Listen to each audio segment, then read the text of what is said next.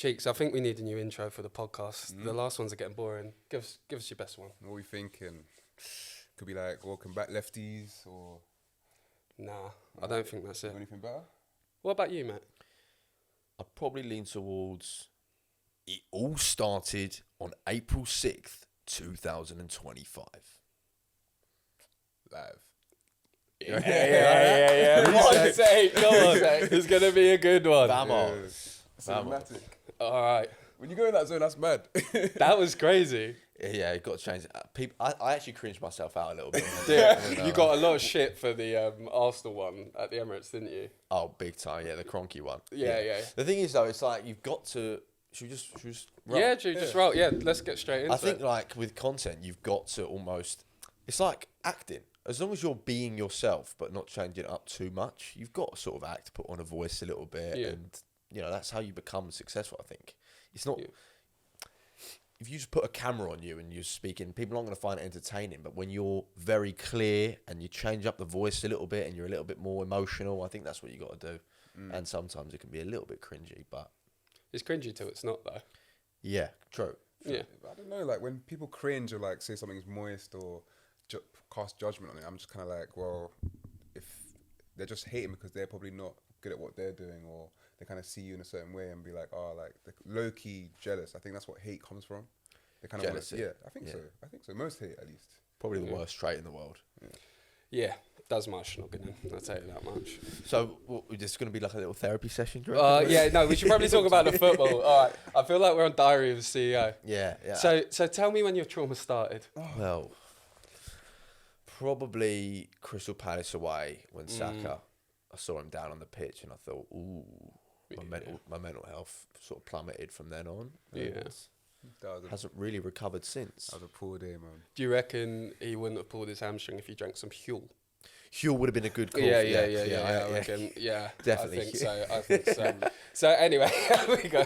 I wish, Huel, if you're watching this, I would love a sponsorship. Sponsor these boys, they deserve it, by the way. We work so hard, we want to drink our lunch. No flavour, no nothing. But Yeah. actually, Don't say it. Look, the best flavour, everything's perfect. Best drink in the world, isn't it? Yeah. Isn't it just? Now, if you didn't realise already, we got Mr. Papapincus on. It's been... When did the connection first start? Mate, honestly, probably coming up to about over a year ago. Yeah. Time has flown by. Yeah. But I'm just thinking now, I remember doing the predictions. Yeah. And that was well over a year ago. Yeah. That was, I think I gave a prediction for Forest away. And that was what? January, February time? Yeah. I want to say... It started...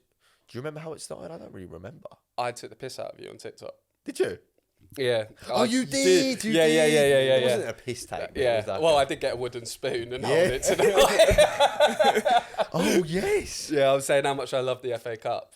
And I said I would love to do it in the way of my favourite TikToker right now. Yeah. And it was when you were starting to bang. Some of that. Yeah. There we go. I remember you telling me about that idea. I was like, yeah, fair enough. And that video did decent numbers, was it? I think this is when... we still don't have that many followers in comparison to someone like you, but it was... I think it did all right in relative terms. I remember showing my mum that video saying that someone's doing an impression of me. Yeah. And that was like crazy. I made it. Yeah. And now we're here. Now we're They here. say don't meet your heroes. Yeah. Well, am I your hero? Yeah. You might be. You might be. They're all going to say I'm glazing you now. Honestly, I think that I see some of your stuff and it motivates me. Because you put out so much content, a lot more than other pages do. And I remember not so long ago, I was having like a lazy day and I think you posted like 3 clips in one day and I was like, fuck, I need to get up off my ass.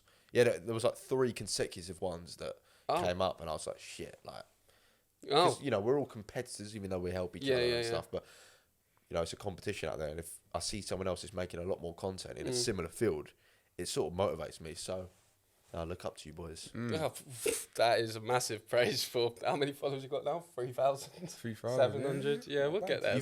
Hang on. We've only got 3,700 followers on TikTok. Yeah. You serious? Yeah.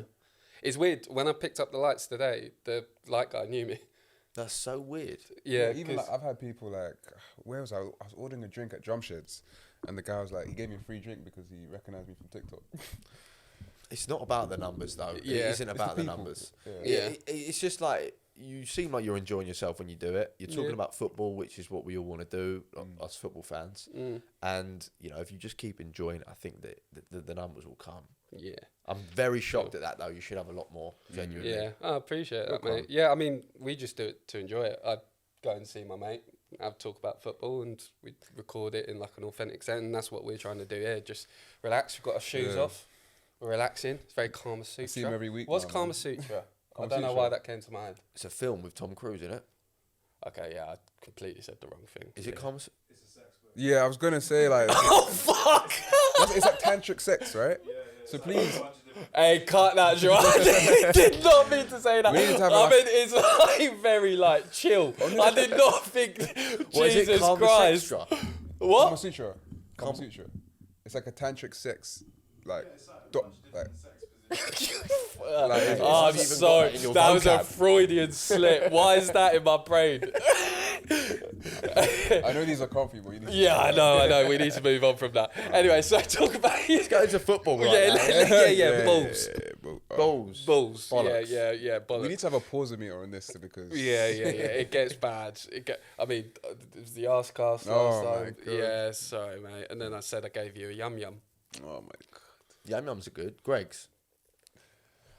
I don't know, bro. I wouldn't know. I did give you a yum yum. No. I love a little yum yum. No, Yeah. I don't know about Yeah. Maybe two.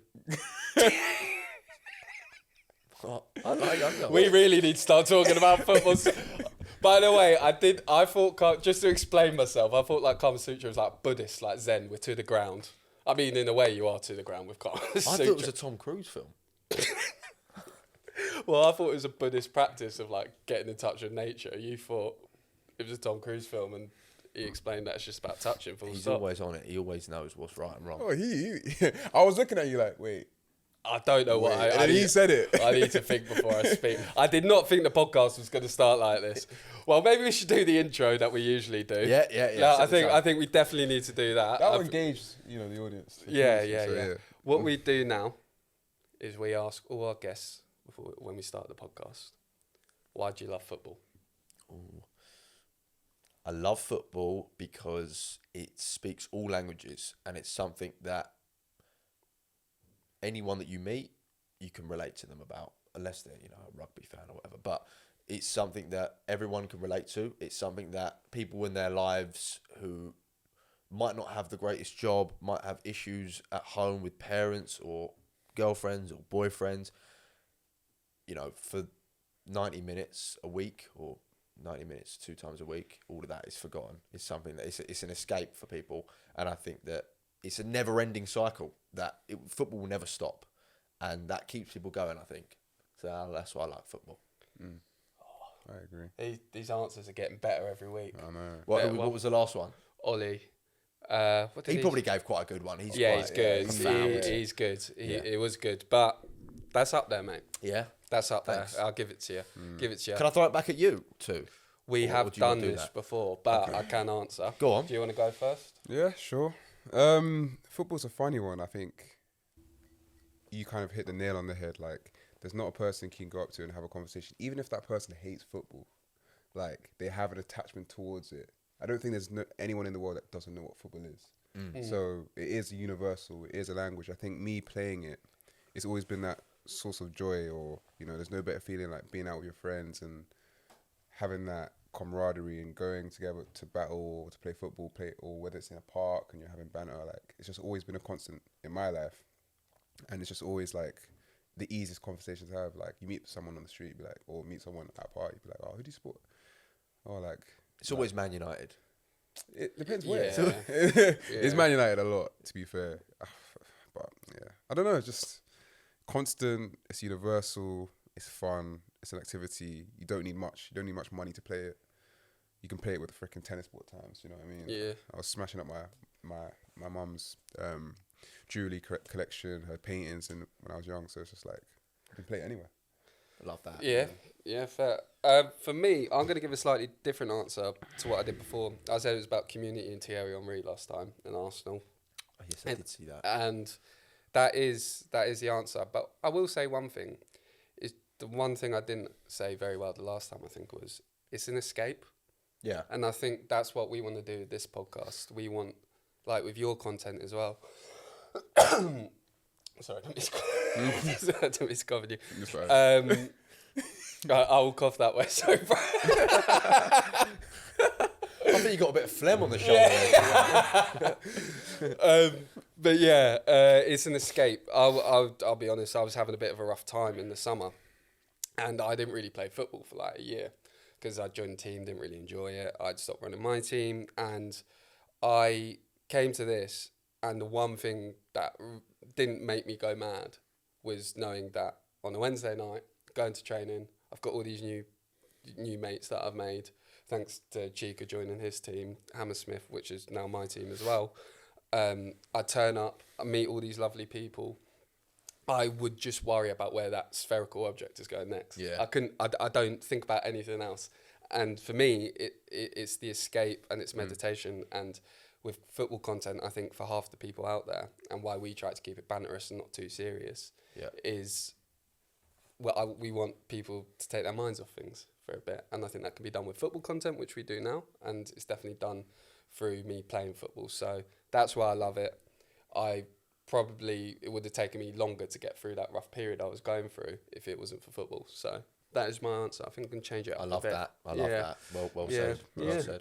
And why would you say that what made you start to support Arsenal? I was living in America, and my mum's comes from an Arsenal family, and my two brothers and my old man are Spurs. I've got the same thing. See that Spurs 1960 squad photo? Yeah. Your dad Spurs? Both parents. Both parents are Spurs. Respect. And so my two brothers swayed that way, and I didn't really have a team. And being so far away from it in America, you don't really feel that connected with any club because you've got to wake up at a certain time. You can't go to any of the games. And I was watching on my TV. I always flirted with the idea of supporting Arsenal properly, and on my TV, ESPN were playing a retro game, and it was the FA Cup Arsenal Man United. Which one? Can't remember what year, 99 or... Is that when Giggsy scored the goal? Yeah, and I didn't know the score, didn't really know any of the players. Probably I knew like Bergkamp and whatnot. And I said, okay, whoever wins this game, I'm going to support. And I was never going to support United, but I just watched it anyway. And Bergkamp missed a penalty in the last minute, and I was like gutted, even though this happened about 20 years ago.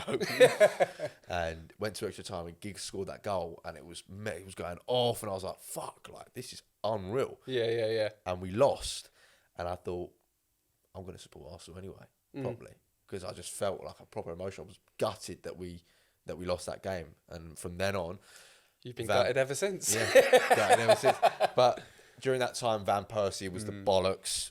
We had a shit team, but Van Persie was that guy. This was like 11, 12. And yeah, Van Persie was that guy. I fell in love with all the shit players. Andre Santos, Jovino, all of them. And I just loved it. And sadly, I can say that RVP is the man that made me fall in love with Arsenal. Oh, no. Must have been heartbreaking when you left, didn't it? I cried my eyes out. Yeah. I remember reading it on... I even had Twitter back then when I was a kid. I remember reading it, just all the transfer rumours. And yeah, my mum will remember I was crying on her bed in her arms. What do you think about his reputation as an Arsenal? Is he an Arsenal legend? I don't think you can call him a legend, because if he's a legend, then what is Henry? But he's definitely a cult hero. He definitely made a lot of other people fall in love with Arsenal, because he was sort of the only guy for a couple of years that was, I mean, him and Fabregas obviously, but he was the last one remaining world class that was in our team. And I actually don't, upon hindsight, I don't think he was a Judas. I think he made the right call for his career. He was at a team that were only going that way, and he was joining a team that were only going that way. Obviously, they fell off after that, but yeah, he joined to win trophies, and he won a trophy. He won the Premier League in his first season, and he deserved that. Bigger wage. Why wouldn't he go? Why wouldn't he leave? Yeah, it's just a bit annoying the way it happened. The thing that really pisses me off about the story is about him barging into Wenger's office and demanding he sign players.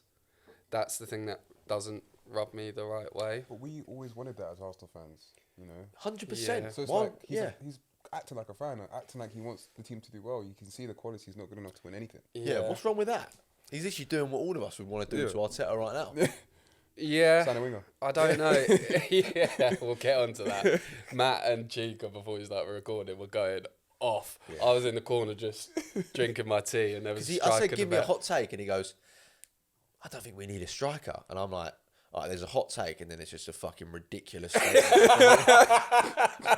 What? I don't think we should wear red next year. Yeah, it's like when Cardiff City's owner done it. Yeah, when Burgundy. Take it back to we kind of did. But when RVP, I don't know. There was just something in the air that wasn't very classy about it. I mean, Wenger was very stubborn. That is true. I hear what you're saying. I don't know. I'm undecided on how I feel about it now. Yeah, he always maintained. Sorry, he always maintained a level of respect for so long until. So he scored against us like 3 minutes in the first game, and didn't celebrate. Our fans continued to boo him. He scored against us at the Emirates, didn't celebrate. Our fans continued to boo him, and then he scored against us again the following season, and he fucking celebrated, and so he should, because he couldn't do any wrong. He couldn't do any right. He showed us that respect. We didn't respect him back, and yeah, it's similar with Trent. I mean, we'll get onto that. We got. So I've sent you the list. There's plenty to go on. In regards to strikers, I'm going to be the mediator between you two now. You don't think we necessarily need a striker, and you say we need a striker, like 99% of the fan base. Yeah, I think Chika's the 1% on that. Do you want to make your case first? I don't think I'm the 1%. I think people that I've been saying this since before last season, I think it was. Haven't I? I believe. It's not that I don't want a striker. It's not like I don't think we need a striker. It's more the fact that I think there are more alarming gaps in our team than having a striker. I think when we're building out play and when we're attacking, it's one-dimensional. There's so many games we've been scratching our heads. It's not because there's no striker in the box. It's because we're becoming predictable. Do you know what I mean? We're becoming, like, the build-up's been slow. It's like you don't get the quick pass out to Saka quick enough, or to Martinelli, and then they get doubled up. And, like, people know that we're going to have that Odegaard, Saka, Timber, White on the right-hand side, and we're trying to force it that way all the time. I think, like, if you sign a striker, and there's kind of a lot of question marks on these strikers that we're linked with, it's kind of like it's not going to stop that from happening. It's not going to stop the build-up being static. Yeah. So I think signing a world-class winger, I think there's more world-class wingers available than strikers. I think any striker you sign apart from Isak right now is somewhat of a risk, apart from maybe Watkins, but he's going to have, like, I don't know. But I'm just thinking you sign someone like Leão, Nico Williams, you have a dual attacking threat on out wide. You're going to see less double-ups on Saka. You're going to see more probably, like, creativity coming. Like, teams not going to know how Nico Williams or Leão plays. Do you know what I mean? They're not going to be able to study much footage and how he fits in with the team. I think if you sign that player and you sign either a player, you either drop Declan Rice into CDM or you buy another CDM that can play those forward passes, like maybe like Zubimendi, or find like a Bruno Guimaraes or someone that with that kind of, like, guile but with a forward pass and a forward, like instinctiveness, then I think you're going to see the Arsenal that was in the 2024 period of time where we just... Yeah, I don't think what you're saying is wrong. Personally, I think, before I even say what I'm going to say, I think we'll get both. I think we'll get a left winger and a striker. So there's not really any value in arguing which we should preference, because I think we'll get both. But how many times have you said after we've dropped points, we would have won that game if we had a proper left winger? 90% of the time.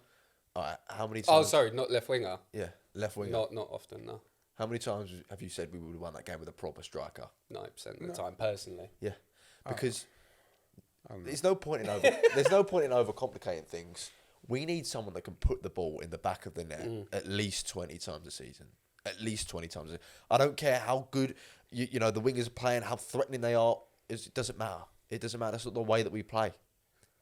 It isn't. Not now. It used to be, but it isn't. We need to feed it into someone that can get it on the half turn and stick the ball in the back of the fucking net. There's no overcomplicating it. We need someone that can score goals, a threat. We don't have a threat. Havertz was not a threat. Marino, bless him, he's not a threat. Jesus was a threat until he done his knee. These aren't threats. That Gyökeres, I've seen him a few times, but the few times that I've seen him, he's dangerous, he's strong, he's imposing, he's quick. Was he against Arsenal though?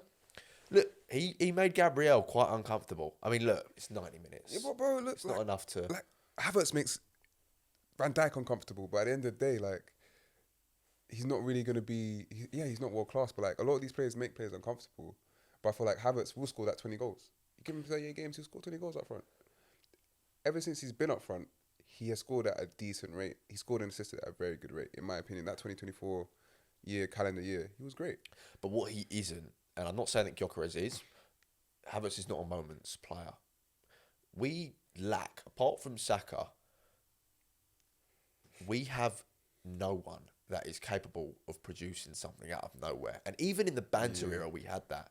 We had Aubameyang, we had Ozil, we had Sanchez, Lacazette even, Van Persie. You know, these are players that out of nowhere, they just pull something out of the bag. We haven't got that anymore. That is more to my point of why we need a world-class winger, because I don't think you can call Gyökeres a world-class striker right now. Is he a moments player? I don't think he's ever shown that in the deep moments. But I think players like Leão, players like Nico Williams, those are moment players. Those are players that will beat a man, cut in, make a disgusting cross or disgusting finish and bury it.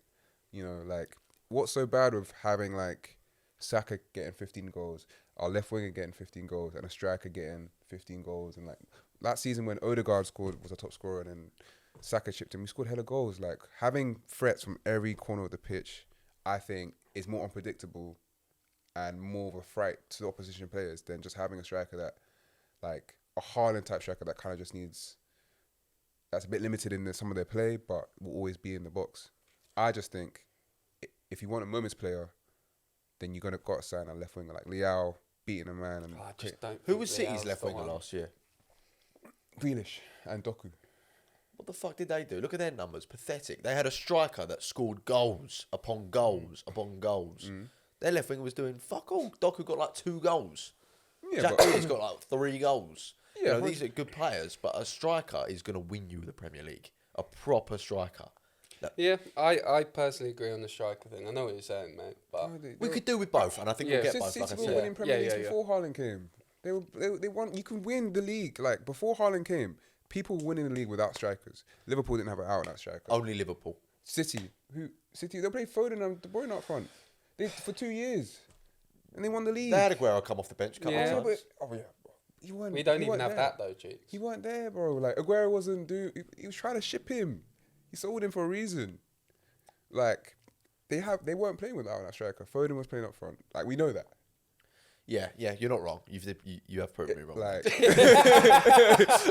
so it's like, I'm telling you, like, I think Gyökeres probably would fit because he works hard and he's definitely a better finisher than Havertz, and he will cause problems. Cool, sign him, whatever. But I genuinely do believe I can't watch another season of having Martinelli and Trossard I can't have another season of that. I will say one thing. Like, I was really critical of Martinelli. I think he's a very good player. I think he's a very good squad player. I was saying, I think as the squad grows, he's a very useful player. If we're sitting a bit deeper, bring Martinelli on. If I'm a fullback and Martinelli's coming on the 70th minute, I'm knackered. Yeah. And Arsenal sat a bit more deep.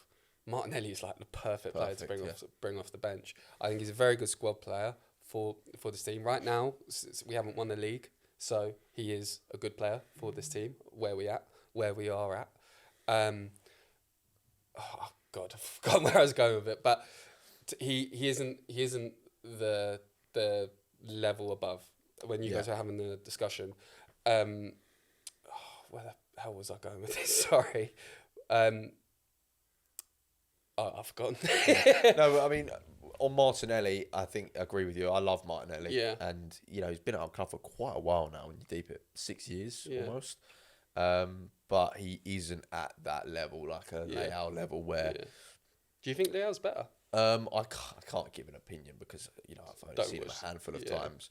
But he's never going to be that guy to drag Arsenal across the line. I think you need a higher profile player, a more inevitable player. He hasn't got that inevitability whatsoever. That's what I was going to say. Sorry, Yeah. just reminded me. The ADHD kicked in big time there. I was going somewhere and I just went right. Yeah. But one thing I will say is Martinelli was moving left and right the other day. Who did we play before Everton at the weekend? Fulham. He looked different. Yeah, he looked like he had a point to prove a bit. There was something different about him. He looked more Brazilian. Do you know what I mean? He was a bit more Jorge Benito. I think he got arrested. Yeah, but just for Madrid. I don't think he'll start against Madrid. 100% starting. I don't think he will, Who's I've gonna got a start weird Trossard? feeling he's going to start Trossard. No, you'll start Martinelli. I think because the hamstring, he's coming back. I think it'll be Saka, Trossard, Martinelli front three. Really? Not Marino? I was going to mention this. He scored 4 goals in 7 games, For a centre midfielder, that's not a bad... I'm not saying he should play, but I just think credit to him. Yeah, credit to him, but I don't want to see him ever play up front for Arsenal ever again. I don't know if I even want to see him play again. Yeah. I don't think he's that bad. He's not. He's all right. He's all right. He's done a decent shift. He's scored a couple of headers, a massive deflection and a tap-in, but he's... Before we go to Marino, I just want to say, in my opinion, I think we spoke about this off camera, but Leão, I think if he comes to the Prem, I genuinely believe he's top 3 left wingers in the world right now. Chika. Yeah, he loves Leão, doesn't he? Chika. He loves Have him. you not seen him play? Have you guys not seen him play? He goes off the boil in big games. Is Yeah, what but when- everyone says about him. And that is exactly what we don't need. I'm talking about Martinelli taking us to that level. Martinelli is that a lot of the time. And actually, to be fair to Martinelli, he does turn up in big games sometimes. Yeah. I'm not saying he's Saka level, but there's a certain ceiling you hit where you're expected to make something happen every game in an awful team with an awful manager. Like, people know if Leão is given a bit of space and a bit of room and he's like a bit of an unknown in the league, he will take advantage of that. He's stronger than every person in the league. He's right back, whatever. He's quicker than all of them. And he's probably got this top 2-3 skillful wingers in the world, in my opinion. So I think he will have that magic. How much he paying you to promote him? Yeah, I know. It's like, Nico Williams as well. He's getting free drinks in drum sheds, and now I'm starting to think players are starting to pay him to big him up now. No, it's not that. It's just more like Nico Williams as well. Potential to be world class, great player, but he's also young. I feel like we have all these young players already. Do you know? I want someone that's on the cusp of reaching their peak. It's kind of like 25, 24. Bring me Ademola Lookman. Bring me Lookman. He's played in the Premier League before. No, he's played in the Prem and he wasn't great. But he needed that. He needed his career to be reignited. Yeah, but Gasperini has Gasperini's racist. Well, yeah, That's a statement. that is a massive statement. He's racist. Do you reckon? Yes, bro. You don't see what he said after. There's been countless times where his star striker, or I forgot what the guy's called, he's done pretty well this season. Zapata? No, the other one, the white one. Oh, I can't remember his name. Is it the Argentine He scored guy? like a lot of headers. Reg, that guy. Reguilon. He's missed like 2 or 3 penalties this season, and he's like, give him a little arm round, But then the first time, your star striker, who's been your best player this season, Who won you a final? he's been dragging you in games during the league this year as well, and he's had injuries. He's come back from injuries early just to help the team. He goes to take a penalty, which you're in a game where I think your captain's been sent off for hacking people. This game has just gone wrong, and you just put all the blame on him. Yeah, I don't know if he's racist. Maybe he just doesn't like black people. That would make sense. Yeah. He likes the other lot. Yeah, it could be. I mean, yeah. Don't get me wrong. You don't want to throw the R card about I get it, but You love throwing it at me when we're. I'll throw it. Don't get me wrong. Just let them know you're there early. Do you know what I mean? Yeah. Obviously, but in a broader sense of I'm on a platform. Do you know what I mean? Yeah. Behind closed door, yes. To be fair, I was the one calling that racism last pod. Yeah. I just Miles feel Lewis Skelly, that whole England thing pissed me off. I know, yeah. Mate, the whole world is just fueled by racism. Bro, We were like talking about the TikTok lives earlier as well. Yeah, I actually can't believe that. Yeah. I can, but Yeah. It's I was mad. surprised. it's mad, but yeah. One thing I will say about Gasperini, maybe different to his views on Lookman, he has got a habit of turning kind of average strikers into world beaters. So that's my worry with Lookman coming in.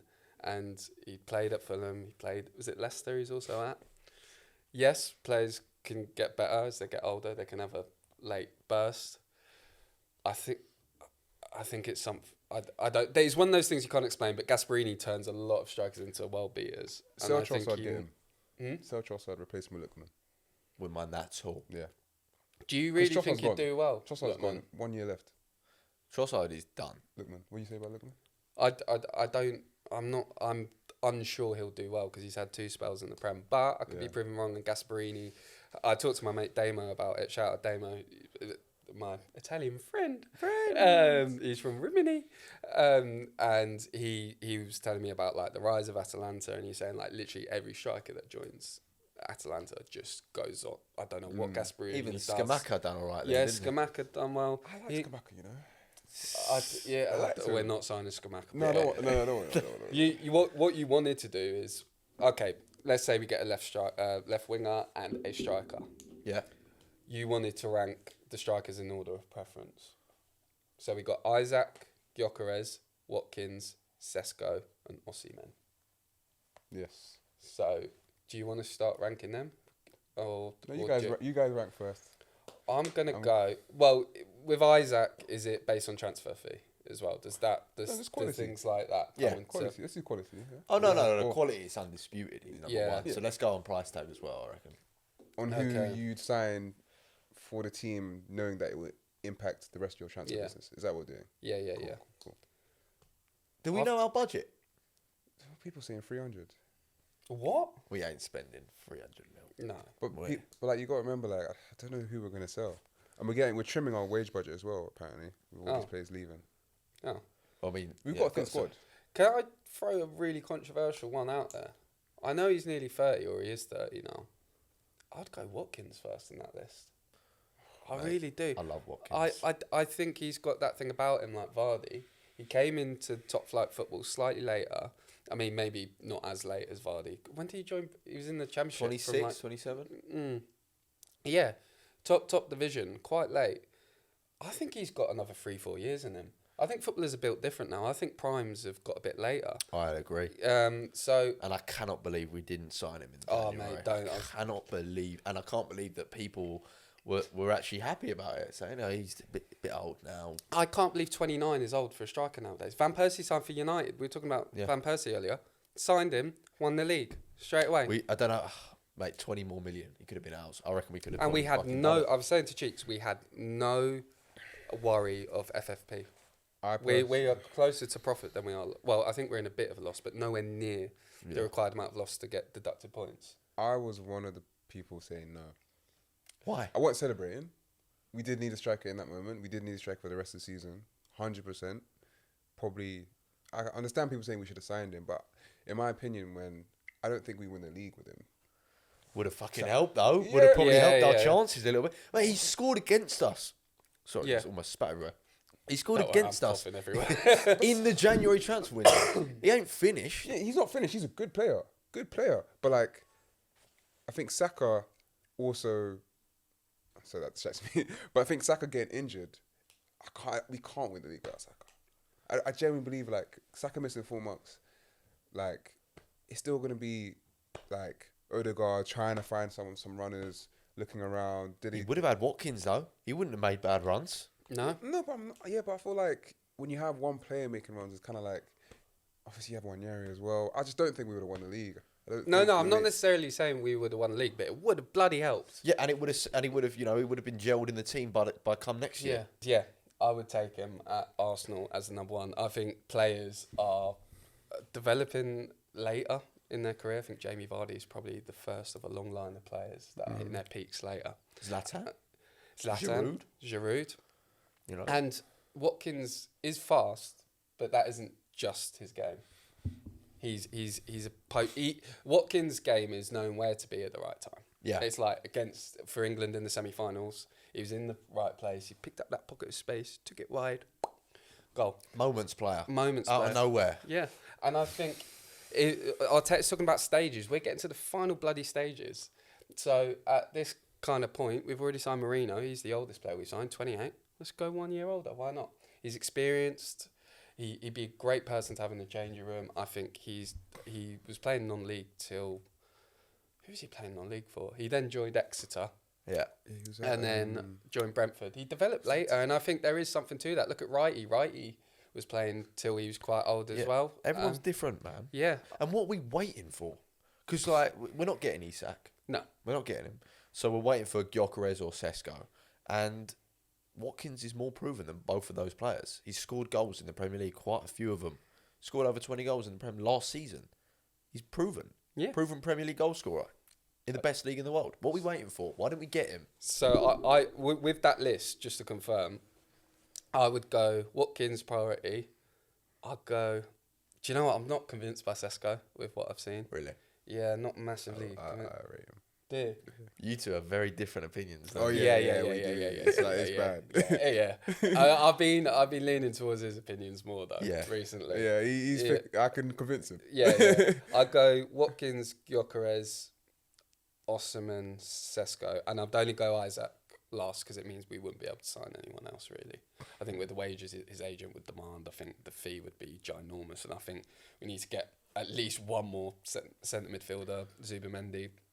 We don't need any more fucking left backs. Yeah. They're talking on the Arsecast, my favourite podcast, as Chika knows now. You want to go on it, Oh, I don't you? love Arsecast. It's so good. I'm such a stan for the Arsecast. Yeah. Jesus Christ, talking about Kama Sutra, and I'm talking about I need to be on the Arsecast. We need a backup keeper because I think getting Neto in as a number 2 really prohibited us getting a striker on loan in the league. Who knows? We could have got Watkins on an obligation to buy if we didn't use up our 2 domestic loans. The thing that really pissed me off about January as well, we wanted Morata, and I learnt this from the Arsecast because he writes to the Athletic. One of them, we were gonna get Morata, and then he went Galatasaray, and we just inquired about 2 days later. But the whole of January, Arteta wanted Morata, and we could have got him on the line. Morata.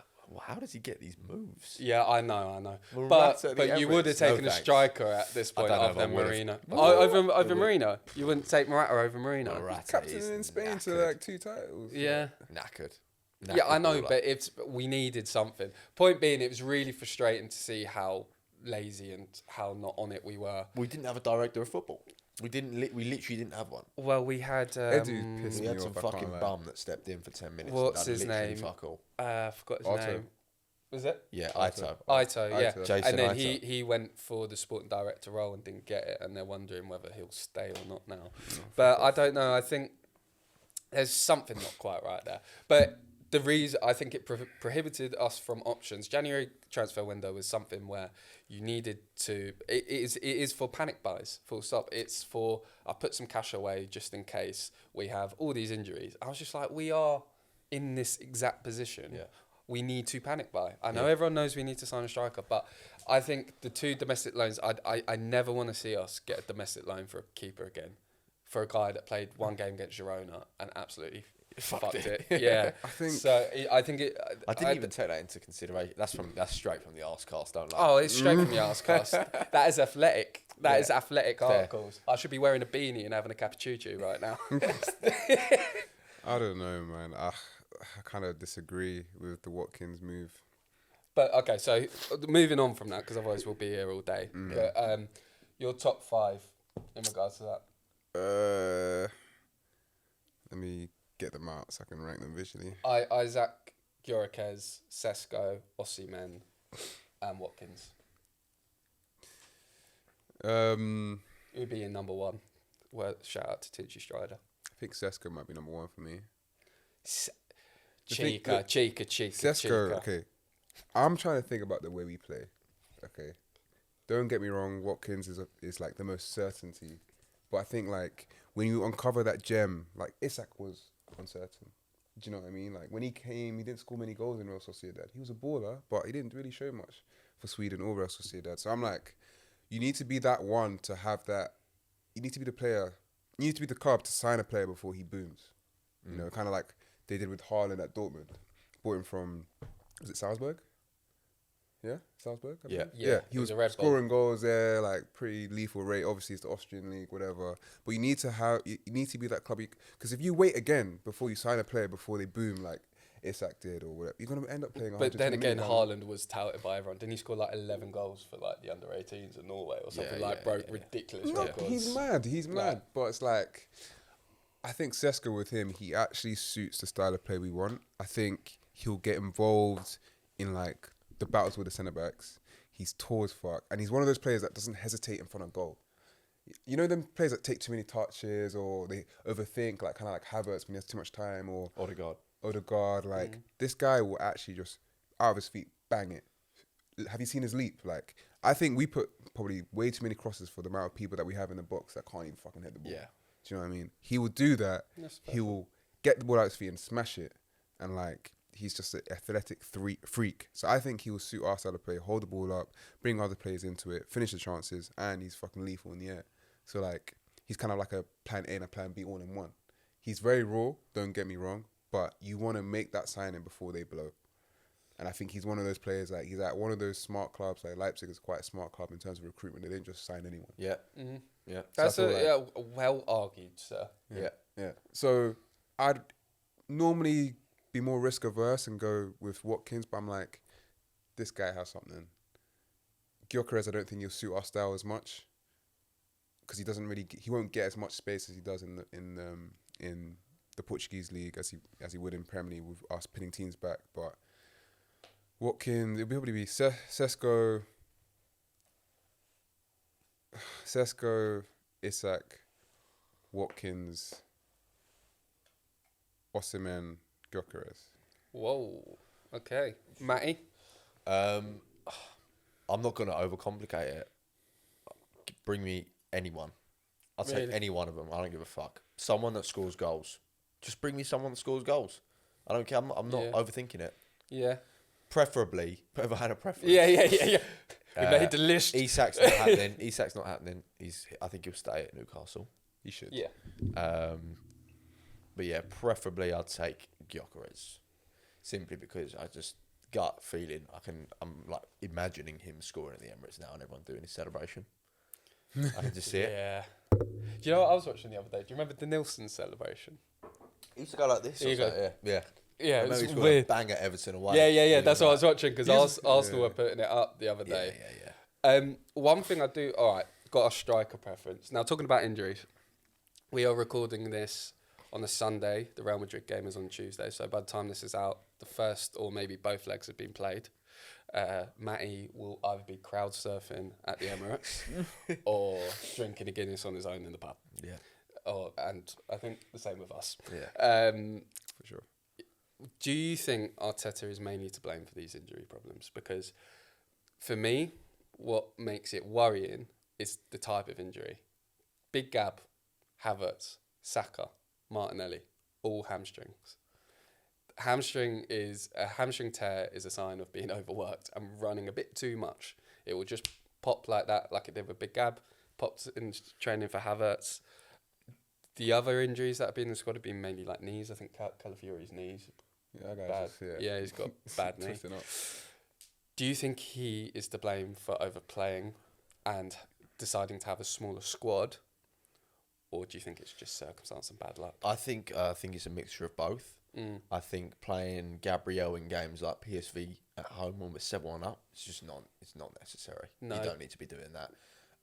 Who knows what goes on the training pitch with the drills and stuff, whether their hamstrings are being overworked. But you look at the injuries that have taken place elsewhere at other clubs, a lot of them are hamstrings. And I think that a big factor because of these hamstring injuries is VAR. I think that when there's a stoppage and there's 3 minutes, 4 minutes of everyone just standing still doing fuck all, and then you play on and you run too fast, you're pulling a hammy. There's more chance of you pulling a hammy. I think there's a big issue with the stoppages, and that's why you're seeing more injuries than you've ever seen before in every team. Every team's got injuries. Apart from, I think, Nottingham Forest, they're sweet ads. But I think that's a big factor. It's a great point. You look at the team. Everyone's got a big player out. Madrid have got their own injury issues. Arsenal have got issues. Tottenham had awful issues. Yeah. Whether it's the pitches are getting too thin or there's too many games playing, I don't know if you can just stick the blame on Arteta. Of course, he's overworked a lot of our players, but the fixture schedule and the stoppages in the game are not helping these players. Yeah, I mean, the new Champions League, we had a debate about this. Believe it or not, we disagreed as well. I'm not a massive fan of the new Champions League because it kind of feels like the playoffs in America. Like, there are a lot of games that just mean nothing until right at the end. And Chika's saying the bigger games, that we get more big games. I also said, don't you want to do the team that beat you in the first leg? Like, I wanted to do Inter. I think we can all agree, though, with having more games, there is no coincidence that more players are getting injured because of this. Yeah. I think that has to be a factor as well. We need to protect them. They're playing at a high intensity, like you said, with the VR thing. They're playing longer games now. You know, they're probably standing on the pitch for about well over 100 minutes these days, like with added time and everything. So it's like, maybe Arteta, Arsenal wasn't so wrong where he was like, we should pause the clock. I think he was saying we should pause the clock. Yeah. David Dean was saying, stop the clock. Stop the clock. He's got a campaign for it, which I 100% agree with. But also, do teams need to train 4 times a week? No. 4 times a week and 2 games? Does that have to happen? Ledley King didn't train at all. Yeah, does it have to happen? I think you sort of can grasp in maybe 2 sessions from Monday to Friday, 2 sessions, what you want to do on the game of the weekend. Do you need 4 sessions and a day off? I don't think so. I think it's too much to ask. I know these players are getting paid ridiculous amounts of money. They're still human beings with human bones and arteries that will rupture if you overwork it. Yeah. It's a bit too much at times. 4 times a week. Yeah, it is. And a game. Maybe 2. Too much. No, it's not great. I'm surprised. To be honest, talking about it now, I'm actually surprised not more hamstrings haven't gone. I see what you're saying about stop and start because the blood will stop flowing when you've paused and like you start to cramp up and 100%. And That's a just big like issue. that. Big issue. Now, with these injuries, you were on Polish TV today. What the fuck was that about? Kiwior watched my story bizarrely as well. So we've had Kiwior's seen both our videos. He's looking for motivation. Yeah. He's looking for it. He is shaking in his bed. In my opinion, that's that way I look at it. All right shaking like his girlfriend twerking. Yeah. Who was he dealing with? Fucking, was it better? Yeah, but he did all right. Blocked some shots, good passes. He's a Premier League. He's a professional footballer. My thing is, it's not like he's okay, but it's when you have that step up in quality. He had a good run, I think, last season, and we played Bayern Munich, he got annihilated. He was nowhere to be seen. It's our position constantly. Yeah. And when there was a bit of pace around and a bit of like... Yeah, he was getting rinsed by Sane. Sane killed him. Like, he was our position against... Remember he came on against Liverpool? Yeah. 2-1. Our position. Ball's gone through. Over his head, he's in no man's land. Salah goes through, scores. But this is why I made that video, although it was a bit of a parody. I'm sorry, I didn't let you deliver your question. No, go on. This is what I made the video because, players, Kiwior sacrificed his whole life to become a professional footballer. Sacrificed it all. Didn't go out when all of his mates went out. Sacrificed it all.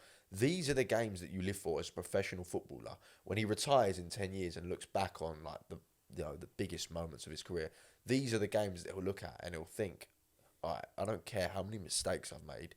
I'm going to play the best I've ever fucking played in this game. I'm going to be a completely different player.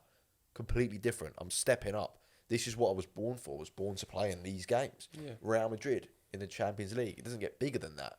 So if you're scared, you shouldn't be scared because you've worked your whole life to this. You've dedicated your whole life to it. It's like if you were an actor and you went to 1,000 auditions and you're auditioning for the biggest film of all time. You're going to be nervous, but you're going to bring your fucking A game. You're going to be different than when you were in every other audition because this is what you live for. Do you know what? Yeah. Let's manifest that. By the time this comes out, he's had a worldie. He's pinged an absolutely beautiful diag. Yeah, come on. He's pinged an absolutely beautiful diag to Saka on the right. He's cut in. He's done him. Bottomed in. He's done it. I believe. I believe. Why not? I He's a believe. professional. Clip this up. He's going to have an Please. absolutely incredible game. Will this clip go out before the game?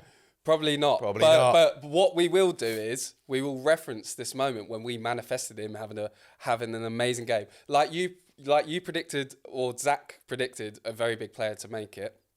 I'm going to predict a Kiwior absolute 5-star performance. I reckon he scores. They're not very good on set piece defending. Oh yeah, I personally I think the Diag's enough. Yeah, But the Diag will do, let Saka do the rest like we usually do. Do you know? Actually, no. Let's manifest that as well. He's scoring. Wrapping it top left. No, header. Okay, cool. Header. Oh, he's too small. He's too skinny. He's not small. He's quite big, isn't he? He's very skinny, isn't he? He's weak. Allow it. Yeah. Respect Jakob. No. He's massive. I He's a I unit. definitely want to. I don't want to shit on him too much, and I want him to have the confidence, and I want to. He's having a great game. You know it. You believe it. You feel it in your fingers. You feel it in your toes. Yeah. I don't have belief in him. I can't lie. But No, I'm saying when this goes out, mate. Why he's going to spread a Diag to Saka? Yeah. Or he's going to score a decent on header. the ball. He's decent on the ball. Yeah, that's what I mean. Diag. We love a Diag as You're well. telling me he's gonna pocket Mbappe? Yeah. I think he could. So you start. Anything could happen. You've. I know it's not the same, but you've played teams at Sunday League, Saturday League level. That when the game's finished, you think, "Fucking hell, how do we not beat them?" You know. That's every week at my team. Yeah, very exactly. much, But you know, fuck me, that centre back was shit. Like I had him on toast all game. How did I not score? It happens, Yeah. and it might just fucking happen. Yeah, no, 100%. He's What's gonna the point in not believing? Yeah. I what's the believe point? he can fucking hurt them at home. Yeah, yeah. 100% easily, and then Don't go to stop Spain and get a little advantage. Believing. 100%. I just. Jakob to the field. He's not. We've lost our heads. We've lost our heads. He's not awful. He's not awful. Like I just don't think. Yeah. He's a pro, and this is what he's worked his Yeah. whole life for to play Real Madrid in the Champions With League. that saying, we should put Nketiah up front. Why do we sell him? He's a pro. Good point. They're all pros. Yeah. Look, This Sign is him why back. I really hate. watch him not even start. Watch him. That'd be really awkward, wouldn't it? That's like when we were talking about the notes. I was like, "Do you start him?" He will. He's just No, got but- man of the match. No, but would you? He got man of the match. Yeah. Oh. When he spreads that naughty Diag, You didn't know he got man of the match yesterday? No, I didn't watch the game. I had my own game he lost the cup final yesterday. Ooh. on pens. Yeah. Did you take one? Oh, Hammy gone. Oh, really? Yeah, he's been training with Overused. Arsenal.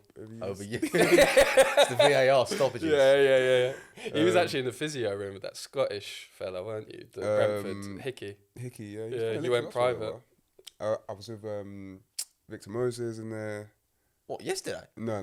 Like when I was doing my ACL rehab, Yeah. I saw like Henry.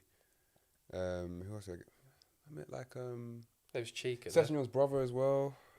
I once saw Yossi Benayoun at Kids Space. Is it? What's Benayoun. kids space? Like a Benny's a rogue. play area. Oh, fair. Yeah. Was he having a good time?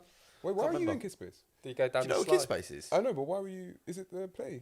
Well, I'm talking years ago. Oh, Yeah, okay. yeah, yeah. Oh, Okay. I ain't pouncing around there now. That's what I was saying. I'm retired from the game, man. I was like, he's just hanging around Kids Space, right? yeah, he's like, Yossi might see Yossi today. No, that was a while back. Though. I thought he's going down the slides. No. We were on a duo pounce looking around. Cut. That's because binoculars. And Wenger was there. Yeah, Wenger was there. Yeah, scout Scouting for the next talent. gen. Yeah. Leave them kids alone. Do you remember that song? Hey, Wenger, leave them kids alone. No, I don't You remember. remember Pink Floyd? Yeah. It might not be. You know Brick in the Wall? No. All in all, you're just another brick in the wall. Don't know that song? I thought you were cultured. No. Yeah, you know that song. Yeah. Joe knows the song. Yeah, João Felix knows it. All right. Now, talking about how like we're calling Kiwior to have a great game, which he will, Yeah. manifesting. Inshallah. Inshallah. Inshallah. All right, Danny Aarons. He loves that. You obviously have had a Premier League footballer on your podcast recently. Goes by the name of Dean Housen. Did I get that right? Yep. Yeah, cool. It's the J throws me off. It's Yeah, like yeah, Juventus. Is there another player? Because your co-host Zach was the one that called it.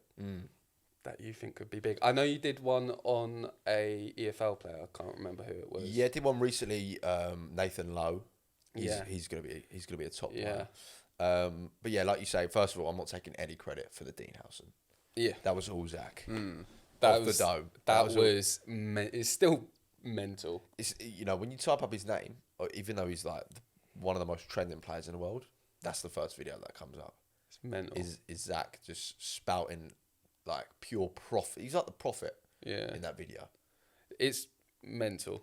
It almost seems everything fake. he said is like, yeah, Real Madrid are gonna be linked with him after the season. Like, only Slot would love him at Liverpool. Sure, like Zach's not like a chief scout at Well, Madrid the or thing is something. with Zach is he throws so much shit at the wall, some of it does stick.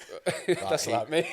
It's like when I said Bournemouth would stay up a couple of He seasons thought ago. Chelsea were going to win the league this year, and yeah, like he just throws so much shit. That was very educated. Cool. I think. Do you watch much EFL? Here and there, I'll watch it like on the Sky Sports if there's like a mid like a 12:30 kickoff. Sometimes the game's on at the same time. If there's like an ad break, sometimes I'll go. Yeah. There's a watch it, player yeah. at QPR called Kieran Morgan. You heard of him? Was that Spurs? He was at Spurs. Correct? Yeah. He's a top player. Yeah. Tidy, very tidy. He's got like mixtures of top players in him. He's got like the work rate. I'm not saying it's good as Kante, but he's got Kante-esque work rate. He's got like Busquets, where, you know, on the half turn, very relaxed, very cool, makes the game look quite simple. Can nick a goal here and there, but he brings the energy. And I think that football is sort of there's a dying breed for that. There's, you know, you got your Conor Gallagher's, and look where he's gone. People didn't think he was great technically, but he's a dog. He's got the dog in him. Kieran Morgan's got that as well. I think Kieran Morgan will get an England cap, and he'll be a Premier League player soon. Just keep an eye on him. Okay, interesting. I'm really annoyed I didn't break you there. Right, what did you say? Woof. Oh, no, you got to do a more like, aggressive one if you want to break me. Okay, cool. I've got I bigged him up a while ago. Is he Irish? He's also Nigerian. Was this the geezer that broke his neck? No, but he commented on it. Did he? Yeah. All his mates were like commenting on the video. Bless.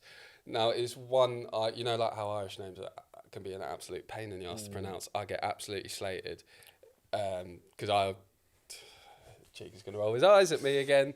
I'm a dual national, so I follow Ireland and I follow England. Really? So, yeah. So like I enjoy following Ireland because there's no disappointment because there's no hope in the first place. Yeah.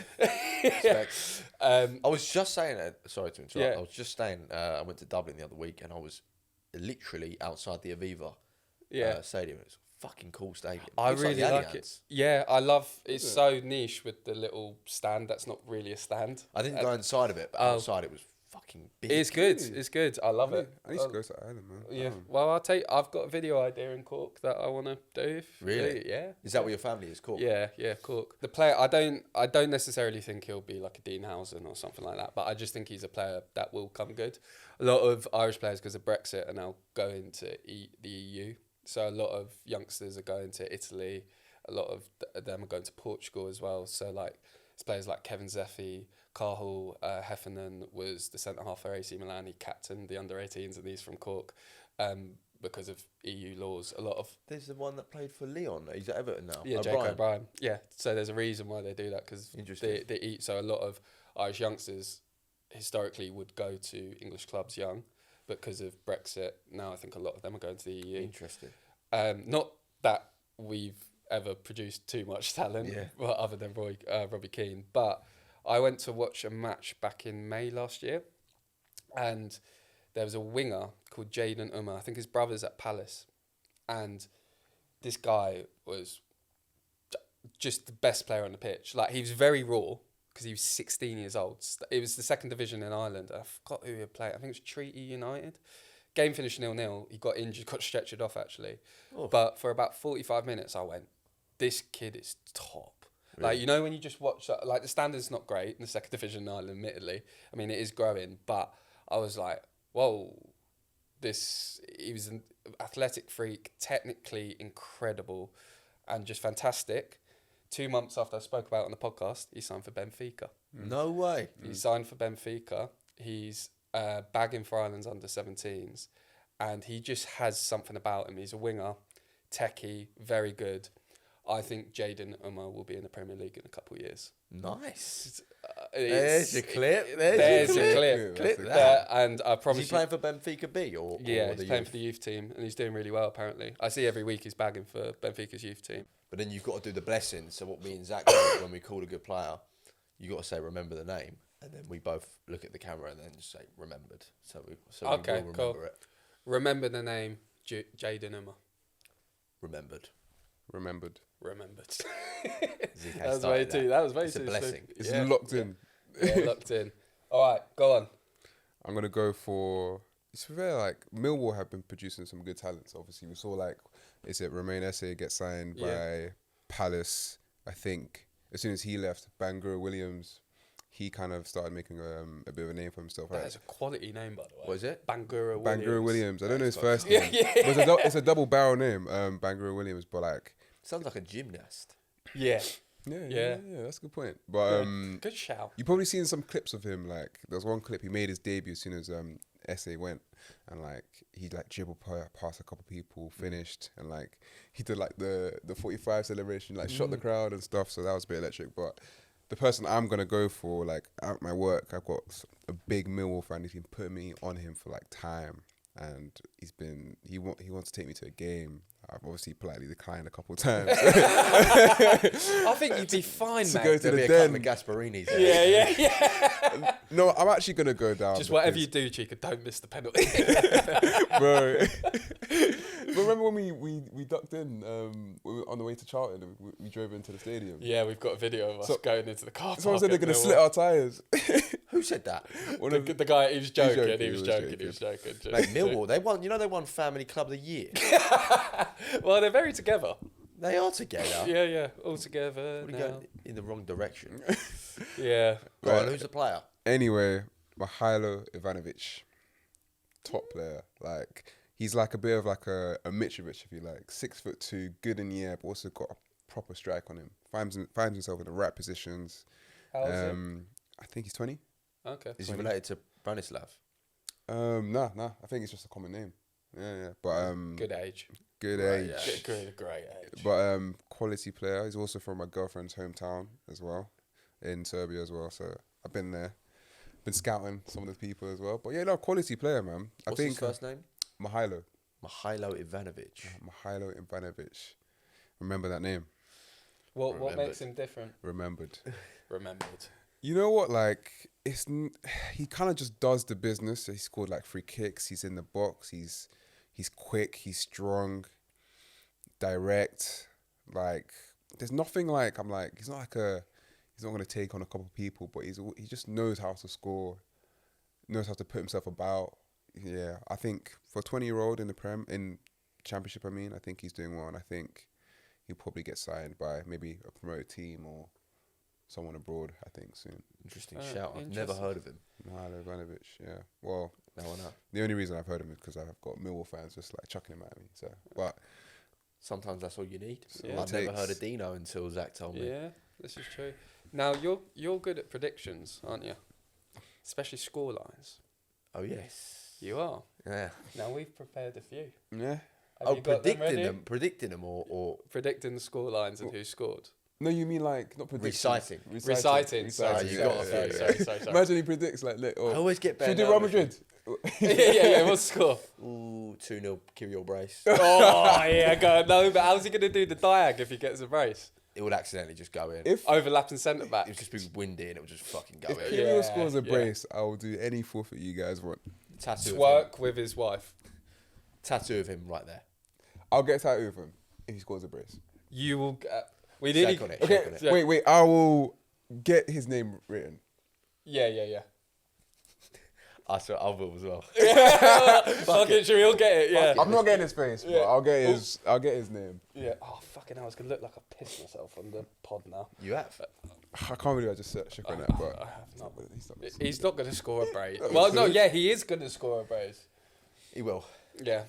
Okay, I've well, always believed in him. anyway. I mean, he knows it. Matty's on Polish TV. He's stalking my stories. He's aware and he's aware. motivated. Yeah. Hmm. I think he's yeah, no, I don't want to put any energy out there. He's gonna do well. Yeah, okay. He's gonna do well. Now, have we got reciting the scoreline time? Oh yes, I always get a little bit nervous just in case I fuck it up. But let's So go. I'm I'm excited confident. for this. Yeah, I've got two. Oh, we've only got 2. No, but obviously, like, we know what he does. Do you know Yeah. what I mean? Don't need to push the boat out too Okay, much. cool. You know, we'll go off with a simple one. Oh fuck, I forgot to put the year. Okay, actually, I think I know the year. The 2014 to 15 season, Arsenal versus Sunderland. What was the score? Arsenal at home. Yes. So away. And who scored? So let me just work out. Away we beat them 2-0. Alexis Brace. That is so fucking weird. Oh, at home. Do you have the date?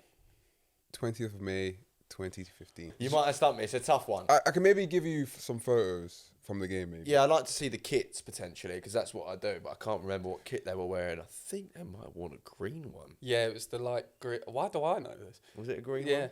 Have you seen also, by the way, there's a guy that can remember each net colour for each team. There's a guy on TikTok that can remember.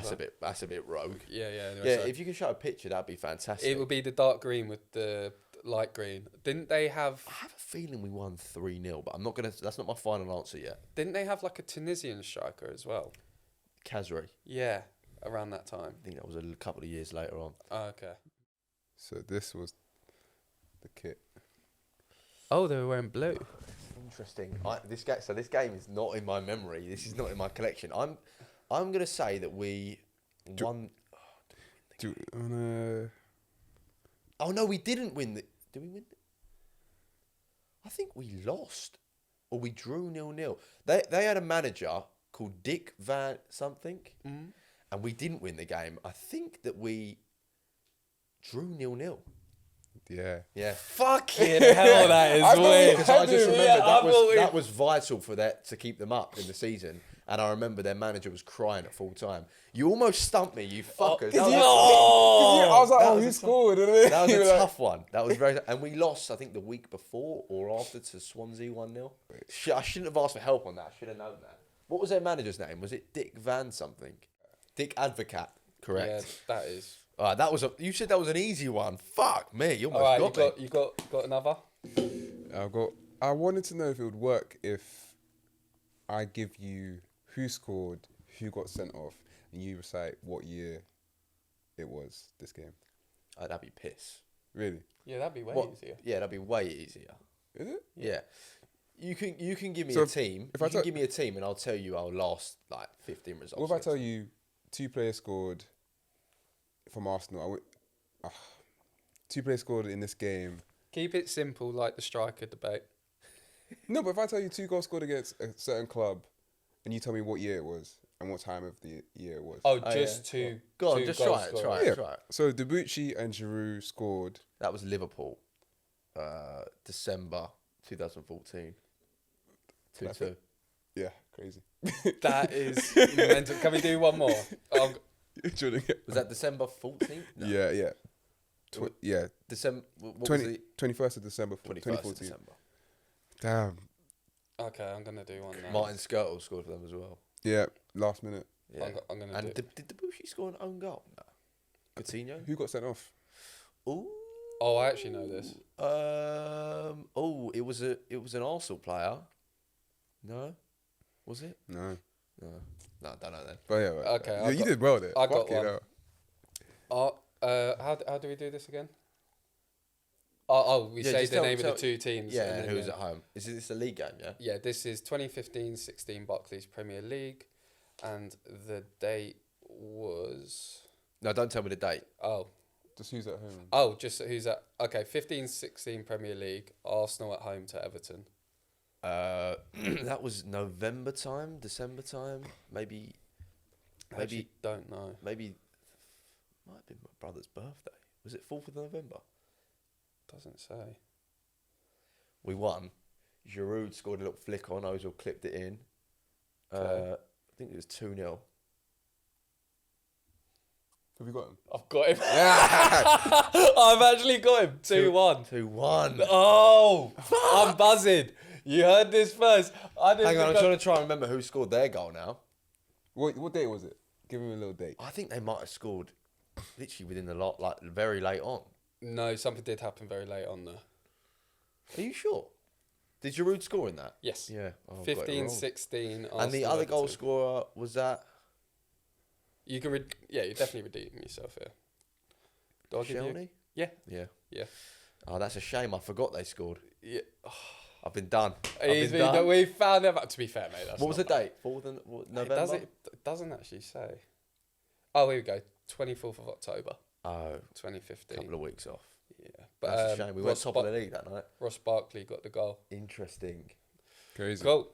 Crazy. Amazing. Man, I was pretty fun. I've been done. Can I redeem myself by getting one right before we move Yeah, on? you can't. Yeah, you can't leave I it. feel Yeah. sick to my stomach. Yeah, got ya. What's a random team? Ross Barkley, you cunt. Yeah, never liked him. Let's do this. Okay, I've got this. Arsenal away to Burnley in the 17-18 season. Oh, that was easy. That's easy. That's a last-minute penalty by Alexis 1-0. Yeah. Okay. Yeah. That is Easy. just insane. And if people watch this back, I literally just googled that now. Well, so obviously it's not fake because it's got one wrong. Yeah, it's not a bad one. He's though. human. He's human. He's I'm human. human. Now you might get a lot of stick for that, but I've seen you've got a bit of stick on Twitter for saying this is the most boring Premier League season of all time. Do you agree or no? I think I do. He agrees. Yeah. I think I I think do. you said it once. I think, in terms of mid-table teams being fun to watch, I think it's been up there. Like, I've watched Brighton this season. I think they've been really fun to watch. Palace have been really fun to watch. But in terms of jeopardy, is a bit crap. And it's not just because Arsenal haven't won the league. It's because of Arsenal it's been crap, because we have absolutely not put up a fight. If we put up a fight and still lost it, I'd be like, yeah, it was really freaking entertaining. But it's really frustrating as well, I find. I usually love a little relegation last day fight. It's done. And it's the second season in a row where the top three that have come up have gone down again. Yeah. And it's really shite. I was watching the Ipswich game last night, and it was like, yay, all right, season done. Even the commentators went, Ipswich, Ipswich are down straight away. Yeah. Southampton just got relegated. Oh, there's just now. I think it's over. Yeah. Yeah. Okay. Earliest team to ever get relegated. That is mental. Yeah. You touched on like the Even Derby. Earlier than Derby. Yeah. That's so bad. And Ooh, 3-2. yeah, but yeah, I think it's a bit harsh because I don't think it's about. I just think it has been a bit boring. In saying that, again, mid-table teams been really fun to watch. Yeah, they've been very good. Yeah. The entertainment value is not there, and the games are too slow. There's no real moments. I don't know what it is. I don't know if it's a one-off, but it just doesn't feel like when I'm watching a game, I can't sit there on a Sunday and watch 3 games in a row anymore, because there's too much controversy. The games aren't being decided by players anymore. They're being decided by the referees, the officiating. It's not. Players are being stripped of individual brilliance because of these referees. For example, yesterday, Miles Lewis-Skelly had a great game. Penalty for what? Never a penalty. For what? It's completely ruined the whole game. But I think just to clarify for people that would say you're just saying that because that's Arsenal, there have been plenty of decisions for many teams. Oh in the my league this goodness. season where it hasn't just been us. I.e., Tark in that Liverpool game should have been a straight red. How is that? Yeah, there's just. I'll get onto referees in a minute because that's a completely different discussion. But every game is just there's not really a spark there. I don't think. I don't know whether that's because I'm getting older. I don't know. I'm still 22 and youthful, but it's just not like I used to watch games. Like the late game on Sky, and you'd see the players in the tunnel ready to come out, and you'd be like, "Fuck, this is going to be an unreal game." Don't have that anymore. Yeah. Don't have that. I just think, all right, this is going to be a decent game, a couple of goals, and it's just all too predictable for me. And the fact that Liverpool are running away with it, that's great. They've deserved it 100%. Everyone's bantering Arsenal about how shit we are. We are the only team that we're not even in reach with them, but we're the only competitors. And if we're that shit, where the fuck is everyone else? Yeah. I think there's a fine line between everyone being really good or everyone being really shit. And I can't quite decide which one's which. Yeah, I know what you said. I remember I was saying to you one night that this season kind of reminds me of 15-16, where it's like no one wanted to win it and Leicester won the league with the lowest points tally. It's giving me that vibe again, like everyone was in the rebuilding stage. Yeah. And he's only gone and coughed again. I think I think that we'll bring it up now. The officiating for me has just been so below par, sickeningly bad. Yeah. Sickening. I had a solution to this. I want to know what you think about it. We had a debate about, you know what I'm going to say. Yeah, it's good. It's good. I think there should be a programme, if there's enough money in the FA's budget. I bloody hope there is, because pitch rentals nowadays, even for a Saturday or Sunday, is ridiculous. Yeah. That might be private, that might be a different thing. I mean, £10 for a yellow card when you're playing Sunday League is atrocious. And they charge the same for the pro players, If a player gets a yellow card, they have to pay £10 fine in the Premier League. Really? It's only £10. Coming back the other day, Kofi was fuming. I said there should be a scheme set up for ex-professionals to become referees. The people would straight away say, but there's bias. Referees now can't referee certain games because of bias. Yeah. There is a programme put in place based on where they've been raised or who they support. Like Mike Dean would have never reffed a Tranmere game because he's in the stand enjoying himself. Yeah. But I think there are little nuances in games with the pace of the game when you've played it even to, let's say, the 5th division, that players will just get. They'll know... they'll give leeway to certain things and they'll notice that nick on the ball, even the Miles Lewis-Skelly thing yesterday. A player that has played will know that Harrison is dragging Miles Lewis-Skelly as much as Miles Lewis-Skelly is dragging him. And the reason why Miles Lewis-Skelly fell is because Harrison's got his arms on Miles Lewis-Skelly as well. There are little things. But it doesn't take an ex-pro to see that. I'm watching it at home. We're all watching it at home and we're looking at it thinking, well, that's obviously not a penalty. Yeah. And they give it. And I think that they've got to a point now where it's very dangerous because they've got to a point where they're more scared, they're more worried about not getting the decision wrong than actually getting it right. And that's not good. They've completely fucked it. Completely. What would be your opinion on... So, again, shout out Damo. He watches a lot of Serie A. And he tells me Serie A's been... Talking about most boring of all time, Serie A has been brilliant this season. I've watched it a few times when it's come on. He says that, I don't know this for sure, but he was suggesting that why don't we bring refs from abroad? Yeah, I was thinking that as well. Yes, please. Because I can't deal with these lot anymore. They're so bad. They ruin my whole weekend. Yeah. Every week. Do you know what I don't get is, if, let's say we all worked at Tesco's, yeah? And we were spilling shit all over the gaff and we weren't turning up to our shifts and we were just being terrible employees, we'd be sacked. Sacked. Yeah. Why are none of these referees being punished? Why are they not getting sacked? Why are none of them being dropped? They must be having crisis meetings every single week saying, lads, we fucked this up this week. We're gonna not do this next week, and they still manage to do it. Do you know, I actually know someone, and I'm not going to allude to how I know him, who worked in the VAR rooms. Interesting. He was telling me it's the most disorganised place he's ever worked. It's all over the gaff. Because they're all over the shop in there. Yeah. There's a little insight. I'm not going to say too much because I don't want to get anyone in trouble. But yeah, it's not great. Let's put it that way. He absolutely hated it. Yeah, they're all shitting themselves. They know that they've got to a point now where everyone's breathing down their necks. I mean, the other day, the Tottenham game, Tottenham-Chelsea, couldn't have been more obvious that Sarr fouled him. Yeah. He's taken 4 minutes to have a look at it because they're absolutely shitting themselves that they might get it wrong. They made the right decision. Did it need to take 4 minutes to do that? And still he managed to fuck it up because he actually gave Sarr a yellow card. Yeah. And that's by the law of the game. You don't give a yellow on a VAR. Yeah, that was a bit odd. They're starting to do this a little bit. I don't understand why. Yeah. They still managed to get a decision wrong because that's illegal. You can't do that. I mean, even in Nketiah's dive this weekend when we were recording, it was a foul. Yeah. It wasn't a dive. They got that wrong. That's clear and obvious to me. If you look at it clearly, they were looking through it on Match of the Day. Danny Murphy even says, got that wrong, clips him. But Danny Murphy did also say, I think sometimes you've got to get it wrong to get it right. Players who actually are fouled should get booked for a yellow. I was like, what?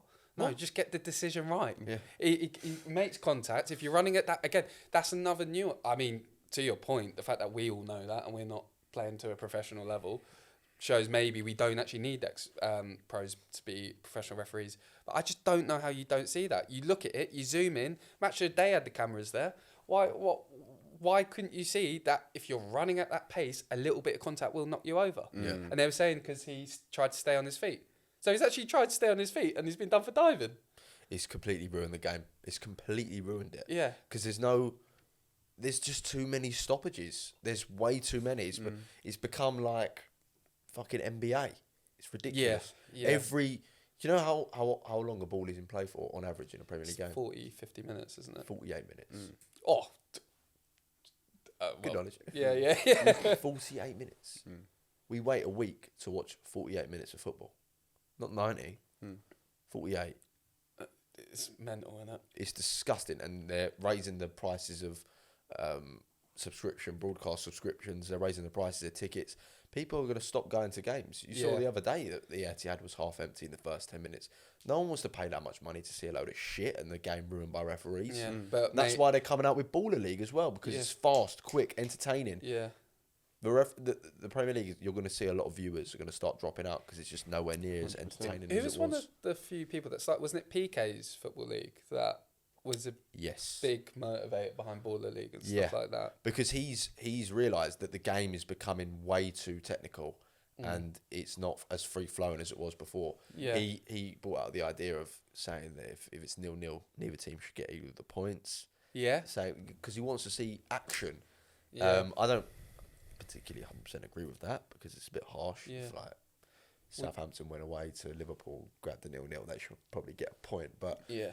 I do agree in the sense that we need to do more in terms of bringing entertainment value to the people watching the game because it's just nowhere near as entertaining as it was. What did you think of, like, just talking about different rules? I've actually got another question in regards to this that I'd invent. What do you think of, like, Wenger's offside rule? Do you reckon that would help? Do you know about this? Explain it. So it's like, you know, if, like, you're off If a player's by a it's shoulder advantage, or something like that, it's advantage. Like, it benefits the attacker. I don't know. I think that the technology that they've been using for the Champions League, I think that's coming in next week. That I'd quite like the semi-automated. Yeah, it should have been. Why wasn't it done at the start of the season? Why did they have to wait so long? Here's a fun fact. Do you reckon there's a direct correlation with, like, you know, when they let play go on when someone's actually offside? Yeah, that's got to stop. Yeah. People can get injured from that. What's funny is that they flag it when it's sometimes onside. Have you seen that? There's just no consistency, man. They don't know what they're doing. There's no consistency. It's honestly, I was saying to my brother the other day that the PGMOL is the most, not corrupt, because I don't think they're corrupt. They probably are a little bit, but they're the most pathetic establishment in sports. Yeah. They've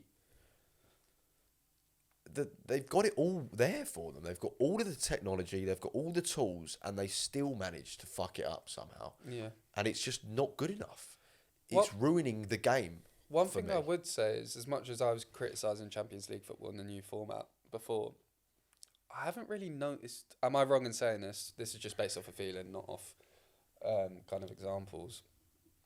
I don't remember being there too much controversy in the Champions League. Maybe there was a Club Brugge game. I remember there was a really harsh penalty given to Club Brugge. Yeah. Apart from that, nothing alarming. Nothing alarming. So maybe it's just the referees in this country. Genuinely, They're pathetic. Yeah. Would you back a foreign refs coming into the league? 100%. Anyone but the current ones that they've got, they're all fucking idiots. And they've got a weekly program called Ref Watch, where they go back and look on Sky Sports. Yeah. With Dermot Gallagher, innit? What is the game come to? Yeah.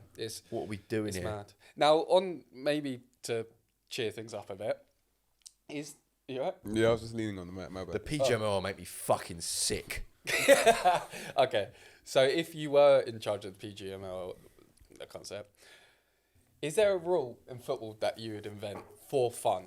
Like Baller League-esque rules. I remember David Vujicic said one, and I agree with it. I think, he thought, and I agree with this, I'm not sure if it was him. It might be him. If your team wins a penalty, your manager has to come on and take it. I don't know about that. Imagine Ange coming on with his they just put on their boots. Like Ange gets the Preds on. That'd be funny in pre-season. I don't know about if your team it needs would to be stay up. hilarious though. I'm just thinking. Imagine Mourinho taking one and missing it. It'd be like, imagine Mourinho coming off the bench and cupping his ears and like running the whole length of the field. I think you should have the option. Yeah. The option. I'll tell. Which manager in the Prem right now do you reckon would be the worst at coming on, taking a penalty like that? Ange can't play football. No way he can play football. Do you not think? Who's the Southampton manager? He looks like he would. He looks like he would be terrible. Who would be the worst? They're all pretty like in good shape, aren't they? I mean, yeah. Bring back the Neil Warnocks. Yeah, bring back. Well, the Arteta used to take pens. Arteta was very. Oh yeah, we'd score a lot of pens if Arteta. A rule that I'd bring in is maybe with penalties. I quite like the MLS 90s style. Yes. The one-on-ones. Yes. Okay. Shows a lot more skill, a lot less luck. Yeah. I think that'll be. I don't think that should be looked down upon. No, I don't think so either. I think it's obviously there have been controversy with the way MLS is run. Like, come on, Seattle, fight and win. We started doing that on the sideline yesterday at the final. Chika looked around at me at one point and just went, "Shut up." I agree. I think it shows more skill. I think it is still a mental battle as well, and I think there's different types of goals that can be scored. I agree. I quite enjoy it. I think entertainment-wise as well, it's fantastic. Yeah, it'd be good. And also, Managers my brother doing that. On the one-on-one. Ange wouldn't make it past the halfway line. Faint. Yeah. I'd probably say my brother says that to fix the VAR as well, there should be challenges. Oh, like in tennis. Like in tennis, like in rugby. So each team gets 3 challenges. If you think that there's been a wrong decision, you challenge it. You got three challenges. So there's not as much stop and start. Yeah. Mm. Oh, if so they fuck it up, they fuck it up. Yeah. So the decision stays with. If the ref hasn't given it, and you think that it is a foul, or you think that it is whatever, you challenge it. Yeah. Okay. Or you know, it's not like there's no fouls. If it's an obvious foul, it's still a foul. But if it's not and it's dubious, challenge. Nice. Anyway, we need to have lunch soon, so let's get go. let's go. Talking about embarrassing, Ange, we're recording this a day after this has happened. Ange has cupped his ears to Spurs fans and then waved at them after they booed his substitution yesterday. He then goes into a post-match press conference and says, "No, I was just telling them to be louder, to cheer louder." That is like a 7-year-old being told not to eat any like Haribos, eating the whole packet, and then be like, "I never touched it." That I've never seen anything quite like that. That was mental. Like, Spurs, I think, have their highest loss percentage in the whole history of their club this season. Do you think you just sack him now, caretaker manager again, and get someone else in? I think you'll see it out. I think they've obviously got the Europa League. If they somehow win that, which obviously they're not going to, even if they won that, I think he'd leave. Yeah. He clearly doesn't like the supporters. I think I think that shifted after the Man City game last season when they were cheering for City, and rightfully so. He didn't like that. He's there to do a job and he's there to win games, and that's what he's being paid to do. And when your own fans don't want you to win, it's just, that's not on. That's not on as a gaffer, and that just pretty much sums them lot up. Yeah, they would rather have. To be fair, if the roles were reversed, I probably would have done the same. But they would rather have lost that game than get top 4, because they would have been in the Champions League if they won that game. Facts. He's lost the plot a bit, because there are times where I think even after the post-match press conference yesterday, people are pulling up old clips and he's completely contradicting what he's saying about VAR. I really thought he had an aura about him, but he's losing that aura, and we've seen with Mourinho that can dip very quickly. Slippery slope, man. The mask slipped with Ange, I think, early on in the season. I think it was pretty clear.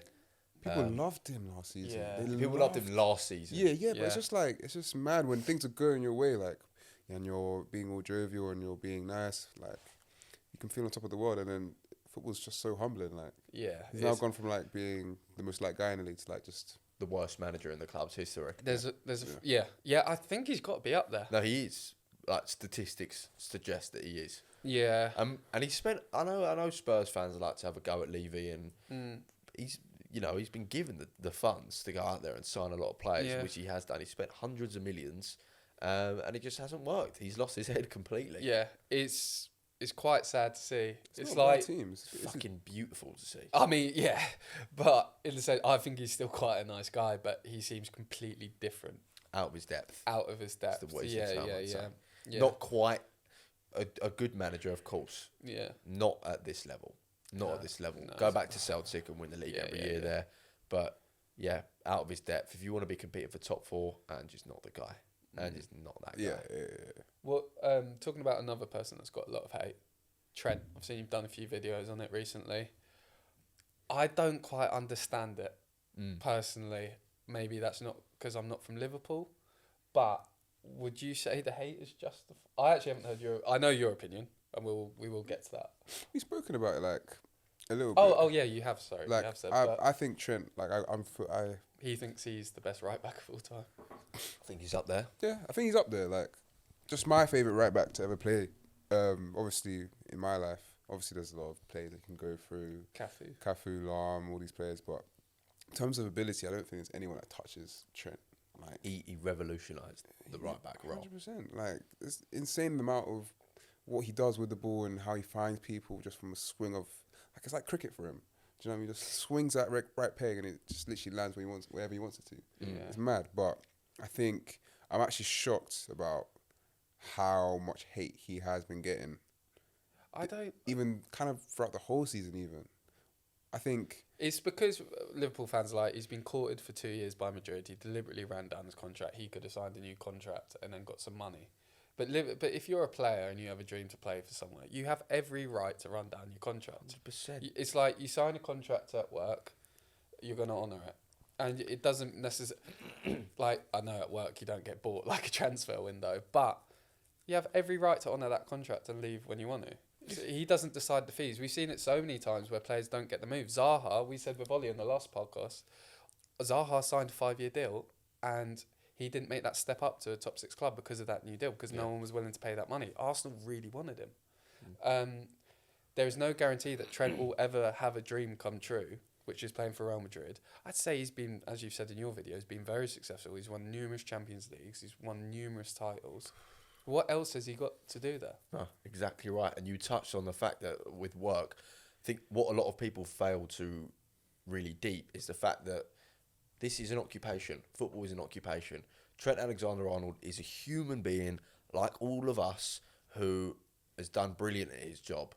And it's time to take that step up. And there is no step up to the step up that he's taken. That is the pinnacle of football. Yeah. Real Madrid. And he's done everything for Liverpool. He's come from their academy, won the Premier League, won the Champions League, won the FA Cup, Carabao Cup, Club World Cup, everything. And I think what Liverpool fans specifically are failing to register is one day we're all going to die. We're all going to be dead, right? Who are you to judge someone on what they do with their lives? Trent Alexander-Arnold doesn't know that you exist. Yeah. He doesn't owe you any favours. He's going to do what he thinks is going to be best for him. Why should Trent stay and live in Liverpool and, play the same game that he's played for the last 10 years when he can move to Madrid and experience new life and play for the biggest club in the world with the best players in the world? It's not disrespect towards Liverpool. It's doing something out of personal benefit. He's a human. And also, without him, one, I don't think they win the Champions League. Potentially don't win that Champions League through his iconic corner. No, definitely not. He's paid his dues. He's probably generated... Yes, you would generate money for the transfer fee, but he's probably generated more money than the transfer fee to Real Madrid through the moments he's created. Winning the Champions League would have brought in God knows how much revenue, and he was a big part in that. Yeah. So he's actually he's grown the club Massively. He's helped grow the club. He's been a massive factor in Liverpool's success. Yeah, and forget about football for a second. I want to reinstate the fact that one day we're all going to die. Yeah. No one gives a fuck. Yeah. None of this is going to matter. Let Trent, as a human, do what he wants to do. Yeah. He doesn't owe you anything. Yeah. He doesn't owe it to you. Yeah. It annoys me because it's quite upsetting. It's like a lot of fans have said to followers have said to me, like, you've got no right to judge how we feel, but you're not a Liverpool fan. You've got no right to judge what Trent does. It's the exact same thing. I get the annoyance, but actually, in a weird way, it's quite rare for a manager to come in to Liverpool who clearly need a massive rebuild. I think still, because Salah's going to leave, Van Dijk's going to leave, Trent's leaving at a time where a rebuild is about to happen at Liverpool. It's perfect timing, and also you've got another player called Conor Bradley who is wicked. Yeah, let him shine. Yeah, football moves on. Yeah, it moves on. Yeah, Steven Gerrard left one day. Yeah, and Trent's going to leave one day. Yeah, and it moves on. Yeah, and I'd say he's done pretty well. 100%. Yeah, it's not like he's going to a rival or anything. Like it's the obvious, like you said, biggest step that you can make in football. He's seen like even like Bellingham's profile and stature as a footballer just 10 times bigger just by going to Real Madrid and just performing well there. Yeah, playing with the best players, playing with Mbappe, playing with Vinicius. Like this, it's a dream, and like Madrid is a beautiful place to probably live in as well. Yeah, and like he doesn't have to deal with that toxicity that you get in the English media of like, oh, he can't defend. Every game he plays for Liverpool, even if he's had a blinder, it's always going to be mentioned, oh, he can't defend, he can't do this, he can't do that. But I think if he goes to Spain, I think that's a whole weight that's lifted off him. Well, Madrid fans are very harsh, of course. They are harsh, but they're harsh. He needs to perform there. Don't get me wrong. I think he has the mentality to do that. But I feel like, I think little things like that, he'll have a little break from the constant, like... I also think fullback's almost like a different position in Spain as well.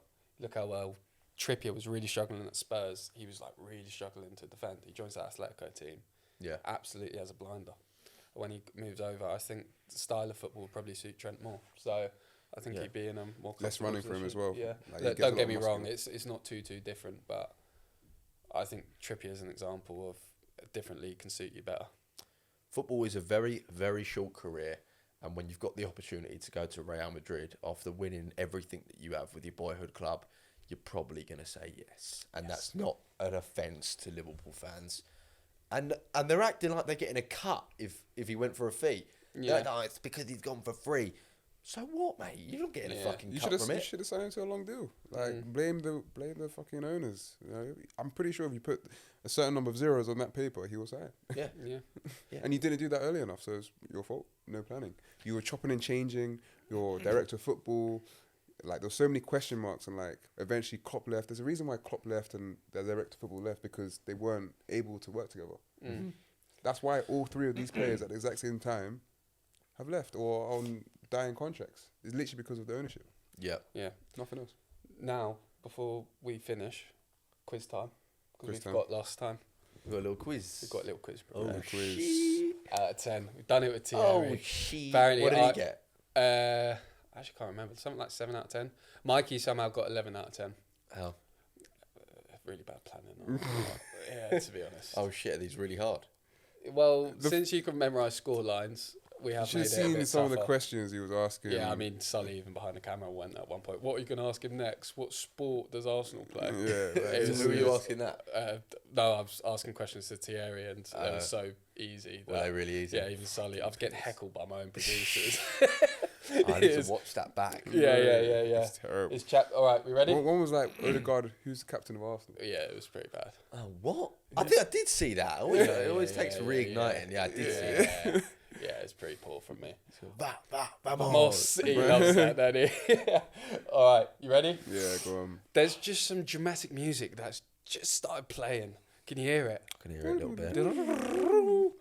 We're ready. Game face. Okay, I'll start off relatively easy.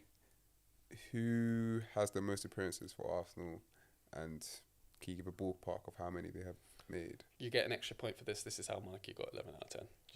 That's going to be Tony Adams, or is it not? I'm going to say 527. It's not Tony Adams. He is Martin second. Keogh? David O'Leary. David O'Leary. Yeah, he always sneaks up on people. Yeah. Always. David O'Leary. Yeah. That's a 0 out of 1. It's Tony Adams' second, yeah? Yeah. Was it? Yeah, I'm pretty sure. Was it Lee Dixon? I don't know. Lee Dixon scored. Oh, it's a shocking start. Yeah, but we'll come back. How many appearances did he have? 722. Wow, that's tough to beat. 100%. Right. 100%. Most. Okay, we'll go to maybe a different one. Probably more within our time. Most Premier League appearances for Arsenal, and what was his nickname? Ooh. Oh.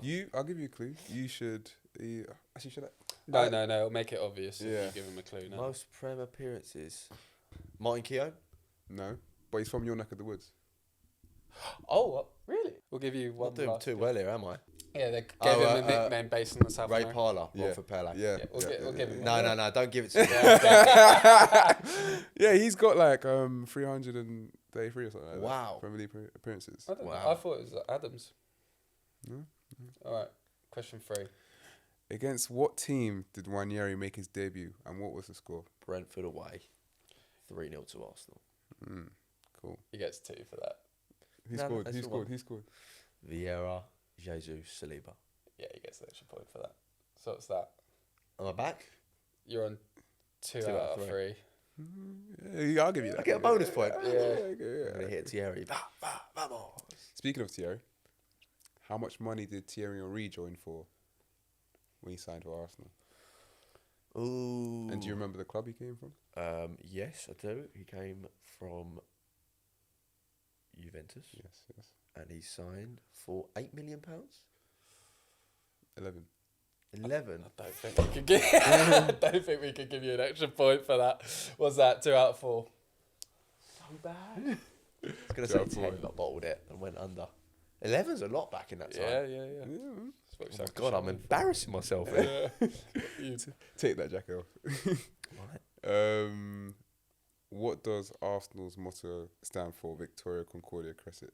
Victory from harmony. Yes. Yeah. Give you that one. What's that? 3 out of 5. Yeah. How many FA Cups have Arsenal won? 14. Bang on the money. What's that? 5 out of 4 out of 6. 4 out of 6. Yeah. Not bad. True or false? Arsenal were the first Southern club to join the top flight.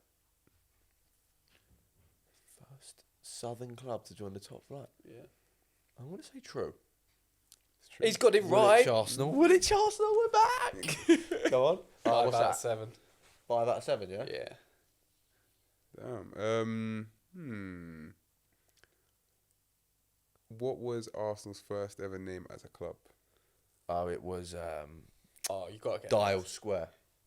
That's a good one. 6 out of 8. 6 out of 8. The last 2. Which one do you reckon we should do? I think go with 7 first. We're looking at it at the same time. Oh, yeah? You're on a shared note. we got. one, Oh, yeah? we love a shared note. Interesting. Yeah. Which Arsenal legend is known as Mr. Arsenal? Mr. Arsenal was Tony Adams. Yes. 7 out of 9. You're doing well. I think you're doing better than Thierry. And I gave Thierry some easy questions. Really? Yeah. There's a reason why I've been banned from asking these questions. That number 6 one is tough. I think he might get that. Or the 10 one, I would have said something different. This is the last question, isn't it?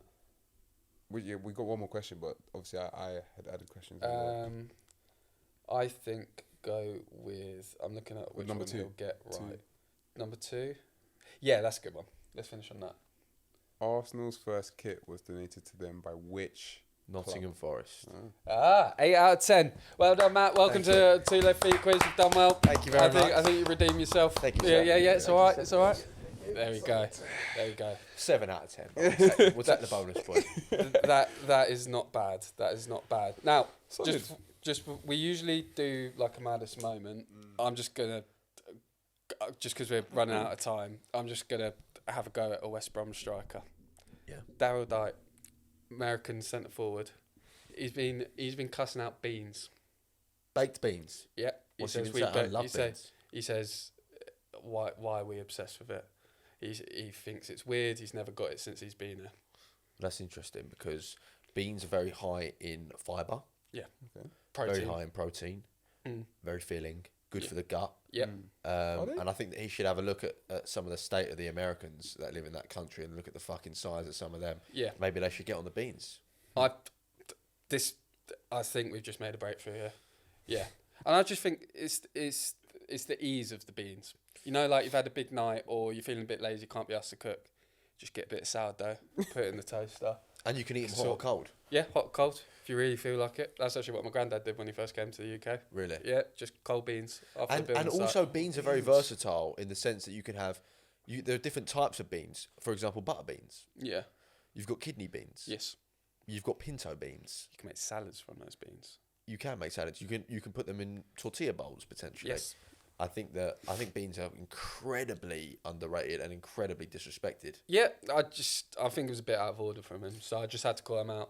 If you are watching this, Daryl, you need to... Fearless. You need to bean your ideas up. But yeah, I think he does. Thank you. I was just a bit lost for words there because I just couldn't believe the audacity of it, really.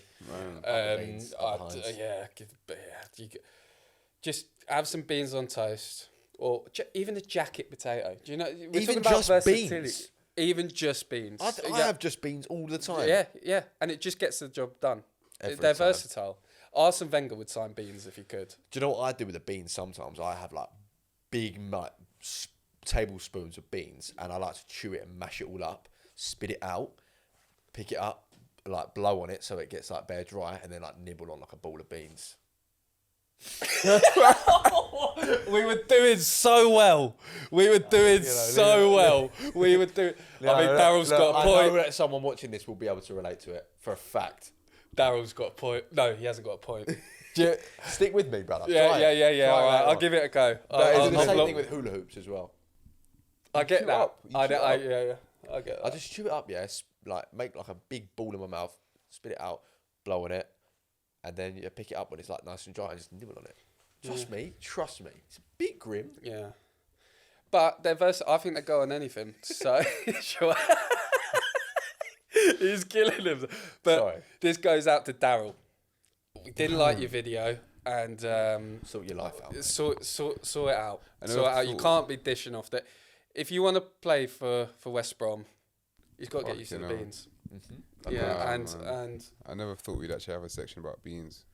Beans are good for the heart. If you eat too many, they make you fart. Yeah, I reckon he should have a beans diet for a week, and if he bags, he has to retract his video. He will see this, by the way, guaranteed. Yeah. Most talks right, about Daryl, you've heard us. We're not happy about it. Heinz sponsorship, maybe potentially. after this. Yeah, I think so. I do love my ketchup. Yeah. Mayo. Sort it out. I'm quite fan. They're versatile and they're fantastic. Beans are the fabric of this country, and I understand that might be confusing to some people, but once you learn the way of the beans, I think he'll be changing his mind. Clap for beans? Yeah, clap for the beans. Ones to watch. Ones to watch, yeah. Ones I had a little one, actually. Maddest moment. Or like more of a... It's Arsenal-based. What do you guys think of that dating show that they're going to bring out at the Emirates? I don't know. I think you should go on it. Me? Yeah. I think you'd be a top candidate. We're both taken. Is that actually real? It's all like... BBC posted it. Really? Yeah. Like, so I assumed it's real. Would you guys actually like me to go on it? Go on it. Do it. Find love. The thing is, though, I made sure that my girlfriend is not that interested in football, but I'm very happy with that because imagine you had a bird that was like obsessed with football and she was telling you like Zinchenko should be playing in the fucking triangular pivot and shit. And you're like, what? I've seen all those. They're catching on. Yeah. Someone said, "Do you remember 2018 Cheryshev?" I went, "Oh fucking hell, they're catching on." Cheryshev. Who did he play for? Valencia. I don't. Oh no, not Cheryshev. Who was it? Golovkin. There was a player for Russia. Golovin. It might have been. Yeah. It's so good that I don't even remember. 2018 Cheryshev. Yeah. Well, all right. Chika on Misfits. Me on dating show. Let's do it, man. Let's do it. You trying to go on Misfits? He nearly done a boxing match. On Misfits? No. Back in uni. There was I forgot what it's called. It's Fight Night. So a lot of the unis did it. Yeah. So you just kind of sign up and like you'll be weighted against someone basically similar sort of weight, probably look a bit different to you. Yeah, I did have a Scouser though. I was up against a Scouser. I'd like to do a Misfits. Would you? Yeah, I'd like to fight Lee Gunner. Oh, yeah. That'd be good. I think there's so many people that want to punch him in the face. You, and I wanna you do it for destroy them. him. Yeah. You destroy him. I don't know if I would destroy him now. I definitely need a little bit of training. I'm very unfit. But give me 3 months. Is this your call-up? Look at the camera. Do you know what? I'm going to call out Lee Gunner. He won't do it because I think he's banned from entering the country potentially. Oh. He's got a restraining order from many people, I've heard. But Where does he live? he lives in Spain. Is it? He knows that if he showed his face at a lot of places, he'd get his teeth kicked in. Fucking hell. His teeth already fucked. But yeah, Lee Gunner, if you fancy it, let's stick on the gloves. Let's do it for charity. Yeah, that'd be good. Let's do it for a good cause. A lot of people that would love Lee to hit you in the Gunner, face, fucking and I hell. want to be the one to do it. Fair. Do it for the people, mate. Fair. I don't know how we move on from that, but that was good. Oh, actually, I do. Jose grabbed the Galatasaray manager. Love that. Yeah, Love the Jose fall-off needs to be studied, I think. I don't think it does. Do you think? He hasn't really fallen off.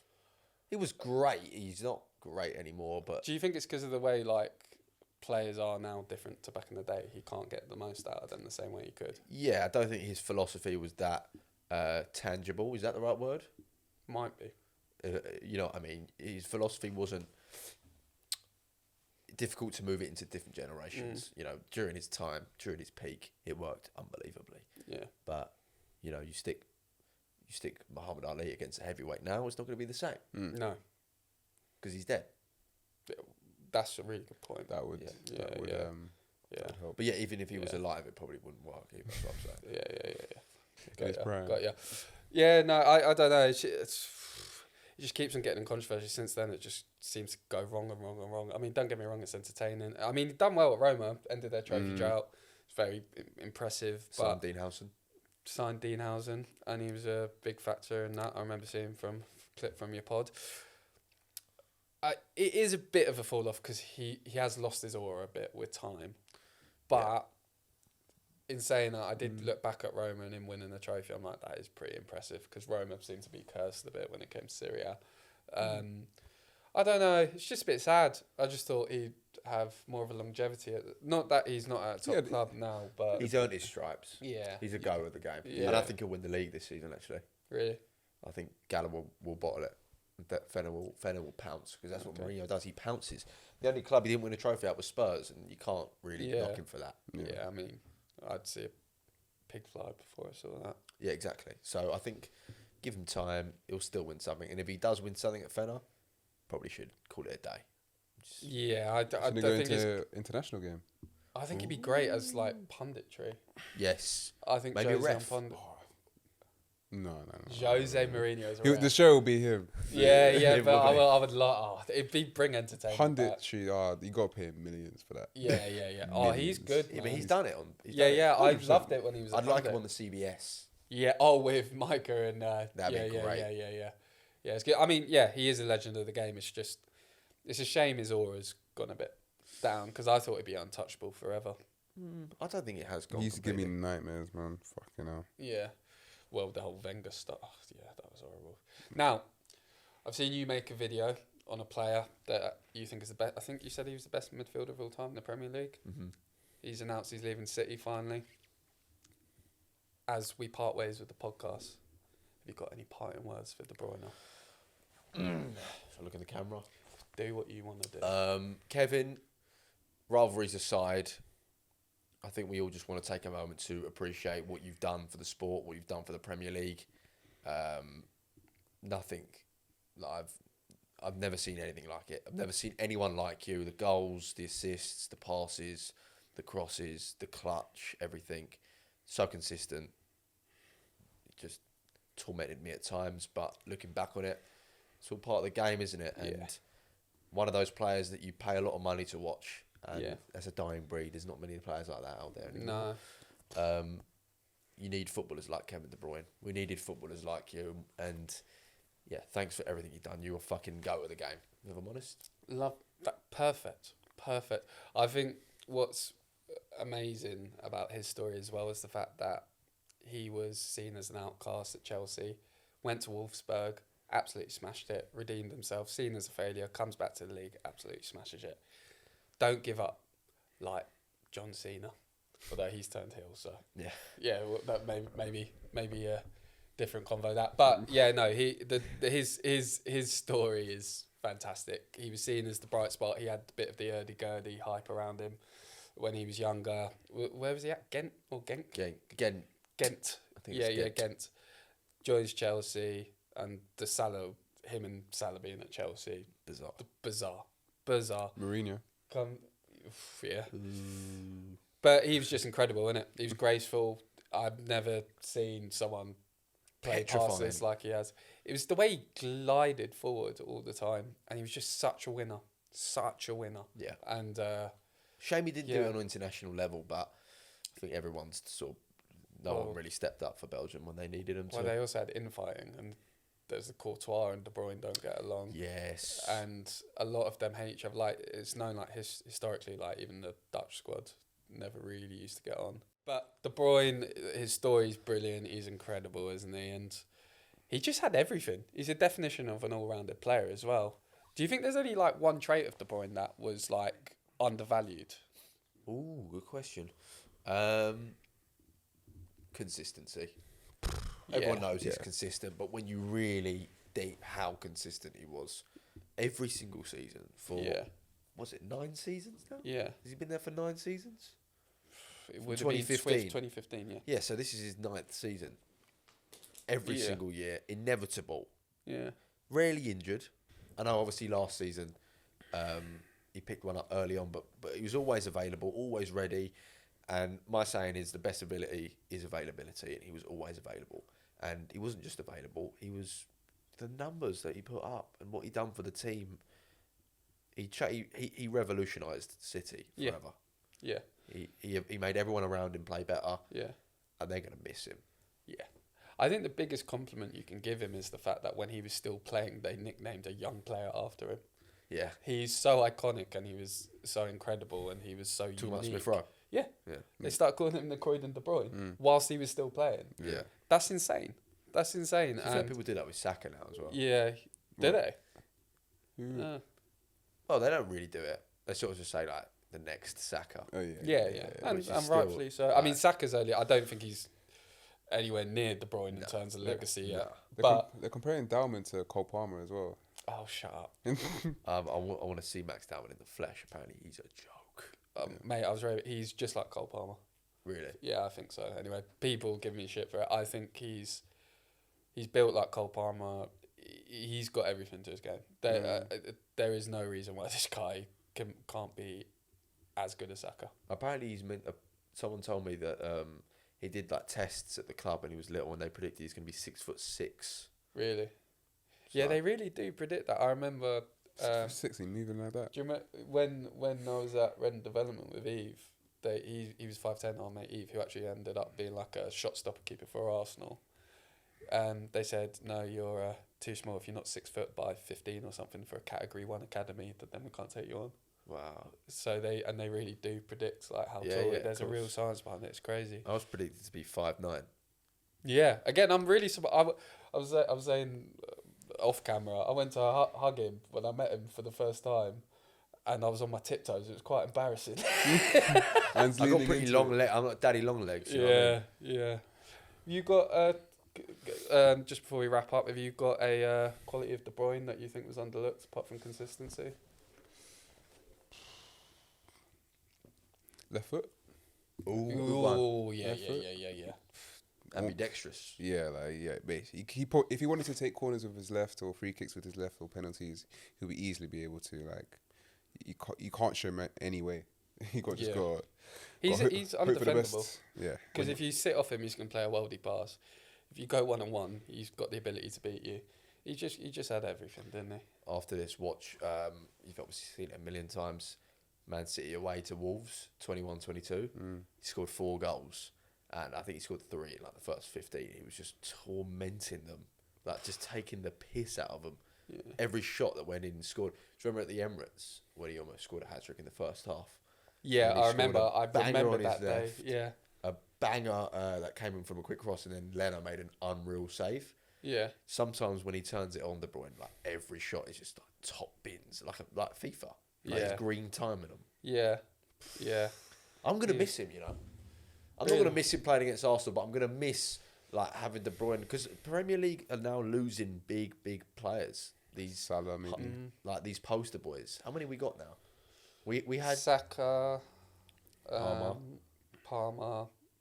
Who have Liverpool got? Salah's going. They're all going. Yeah? They're all going. Yeah, they're all going. I think Van Dijk will stay. Haaland. Saka, Haaland, Foden? Palmer. No. Foden is a poster boy.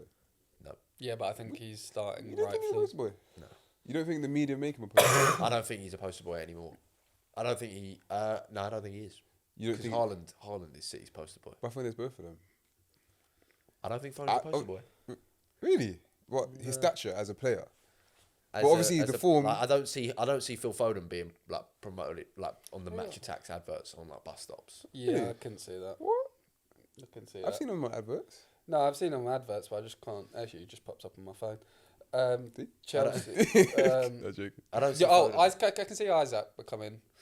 a Yeah, poster he's on the boy. brink. He's on the brink of becoming a poster boy. Look at how fucking low the bar is. I mean, Yeah. these are all brilliant players, but like, Yeah. you go back to like 2017. Yeah. How many fucking players? Sanchez, did you have? Ozil, just at Arsenal. At United, we Bruyne. got Bruno Fernandes. Yeah, Bruno kind of. Yeah, it really has fallen off a bit. Prem's fallen off. I'm telling you, big Yeah. time. Do you guys like Liam Delap? He's a good player. Yeah, I know this is completely random. He's not a poster boy, obviously. Nah, he's alright. He's a good player. He'll Man United he'll level. be good. Man United level, maybe Tottenham level. He'll have like a similar career to a successful mid-table striker, I think. Don't think he'll be top, but I think he'll do really well, and he'll be a street won't forget baller. Could be. Yeah, I think so. All right, to wrap up, we do a freak of the week, which is player of the weekend. Who caught your eye? And we do a howler. Who's had a howler? Ooh, who caught me eye? What would you Kiwior. say? Ooh, how the Freak of the, yeah, just to manifest it. Kiwior. To manifest it. Up the yak. Yes, Man's yes. getting pity votes. Yeah, no, we're doing it. And then who's had a howler, lads? Ooh, Darren England, fucking wanker. Yeah, oh yeah, fair What enough. did he do? Fuck him. Do you know what he did? He fucking blew the full-time whistle for the game yesterday, and then the Everton players surrounded him and said, "What are you doing? We got a free kick." And then he cancelled the full-time whistle and let them take the free kick. You're joking. No, you see that? No, I was watching him in the final at the time. Let me just quickly show you this before we end. He blew the full-time whistle and then let them play on. Oh my god. What's that about? Get him in the AFCON. That's the sort of shit that was going on back then. Fucking hell. I reckon AFCON's better than that. Yeah. Just don't tell Carragher. Oh, let me just find it quickly. I'll read you the tweet. Darren England ended the Arsenal-Everton game early yesterday with some time left on the clock. Everton players told him that there was still some time left, so he changed his mind and resumed the game. So they're not only useless, they don't know how to work a watch. Fucking idiots, a lot of them. Fuck Darren England. Fuck the PGMOL. Well, it's been lovely having you on, bud. Thank you, Andy. It's been good, man. Yeah, Oh, yeah. this has been really fun. As I've said to you, we've been talking for so long, and in the similar circles of our content for so long. Yep. Feels way overdue, and just kind of feels like a chat in a pub. So it's been a pleasure. Maybe you'll see some more content with us guys together soon. I don't know. Yeah, please, God. Yeah, and take it easy. Thanks for having me, boys. Yeah, it's been Yes, a pleasure, brother. geese. And rap. God bless.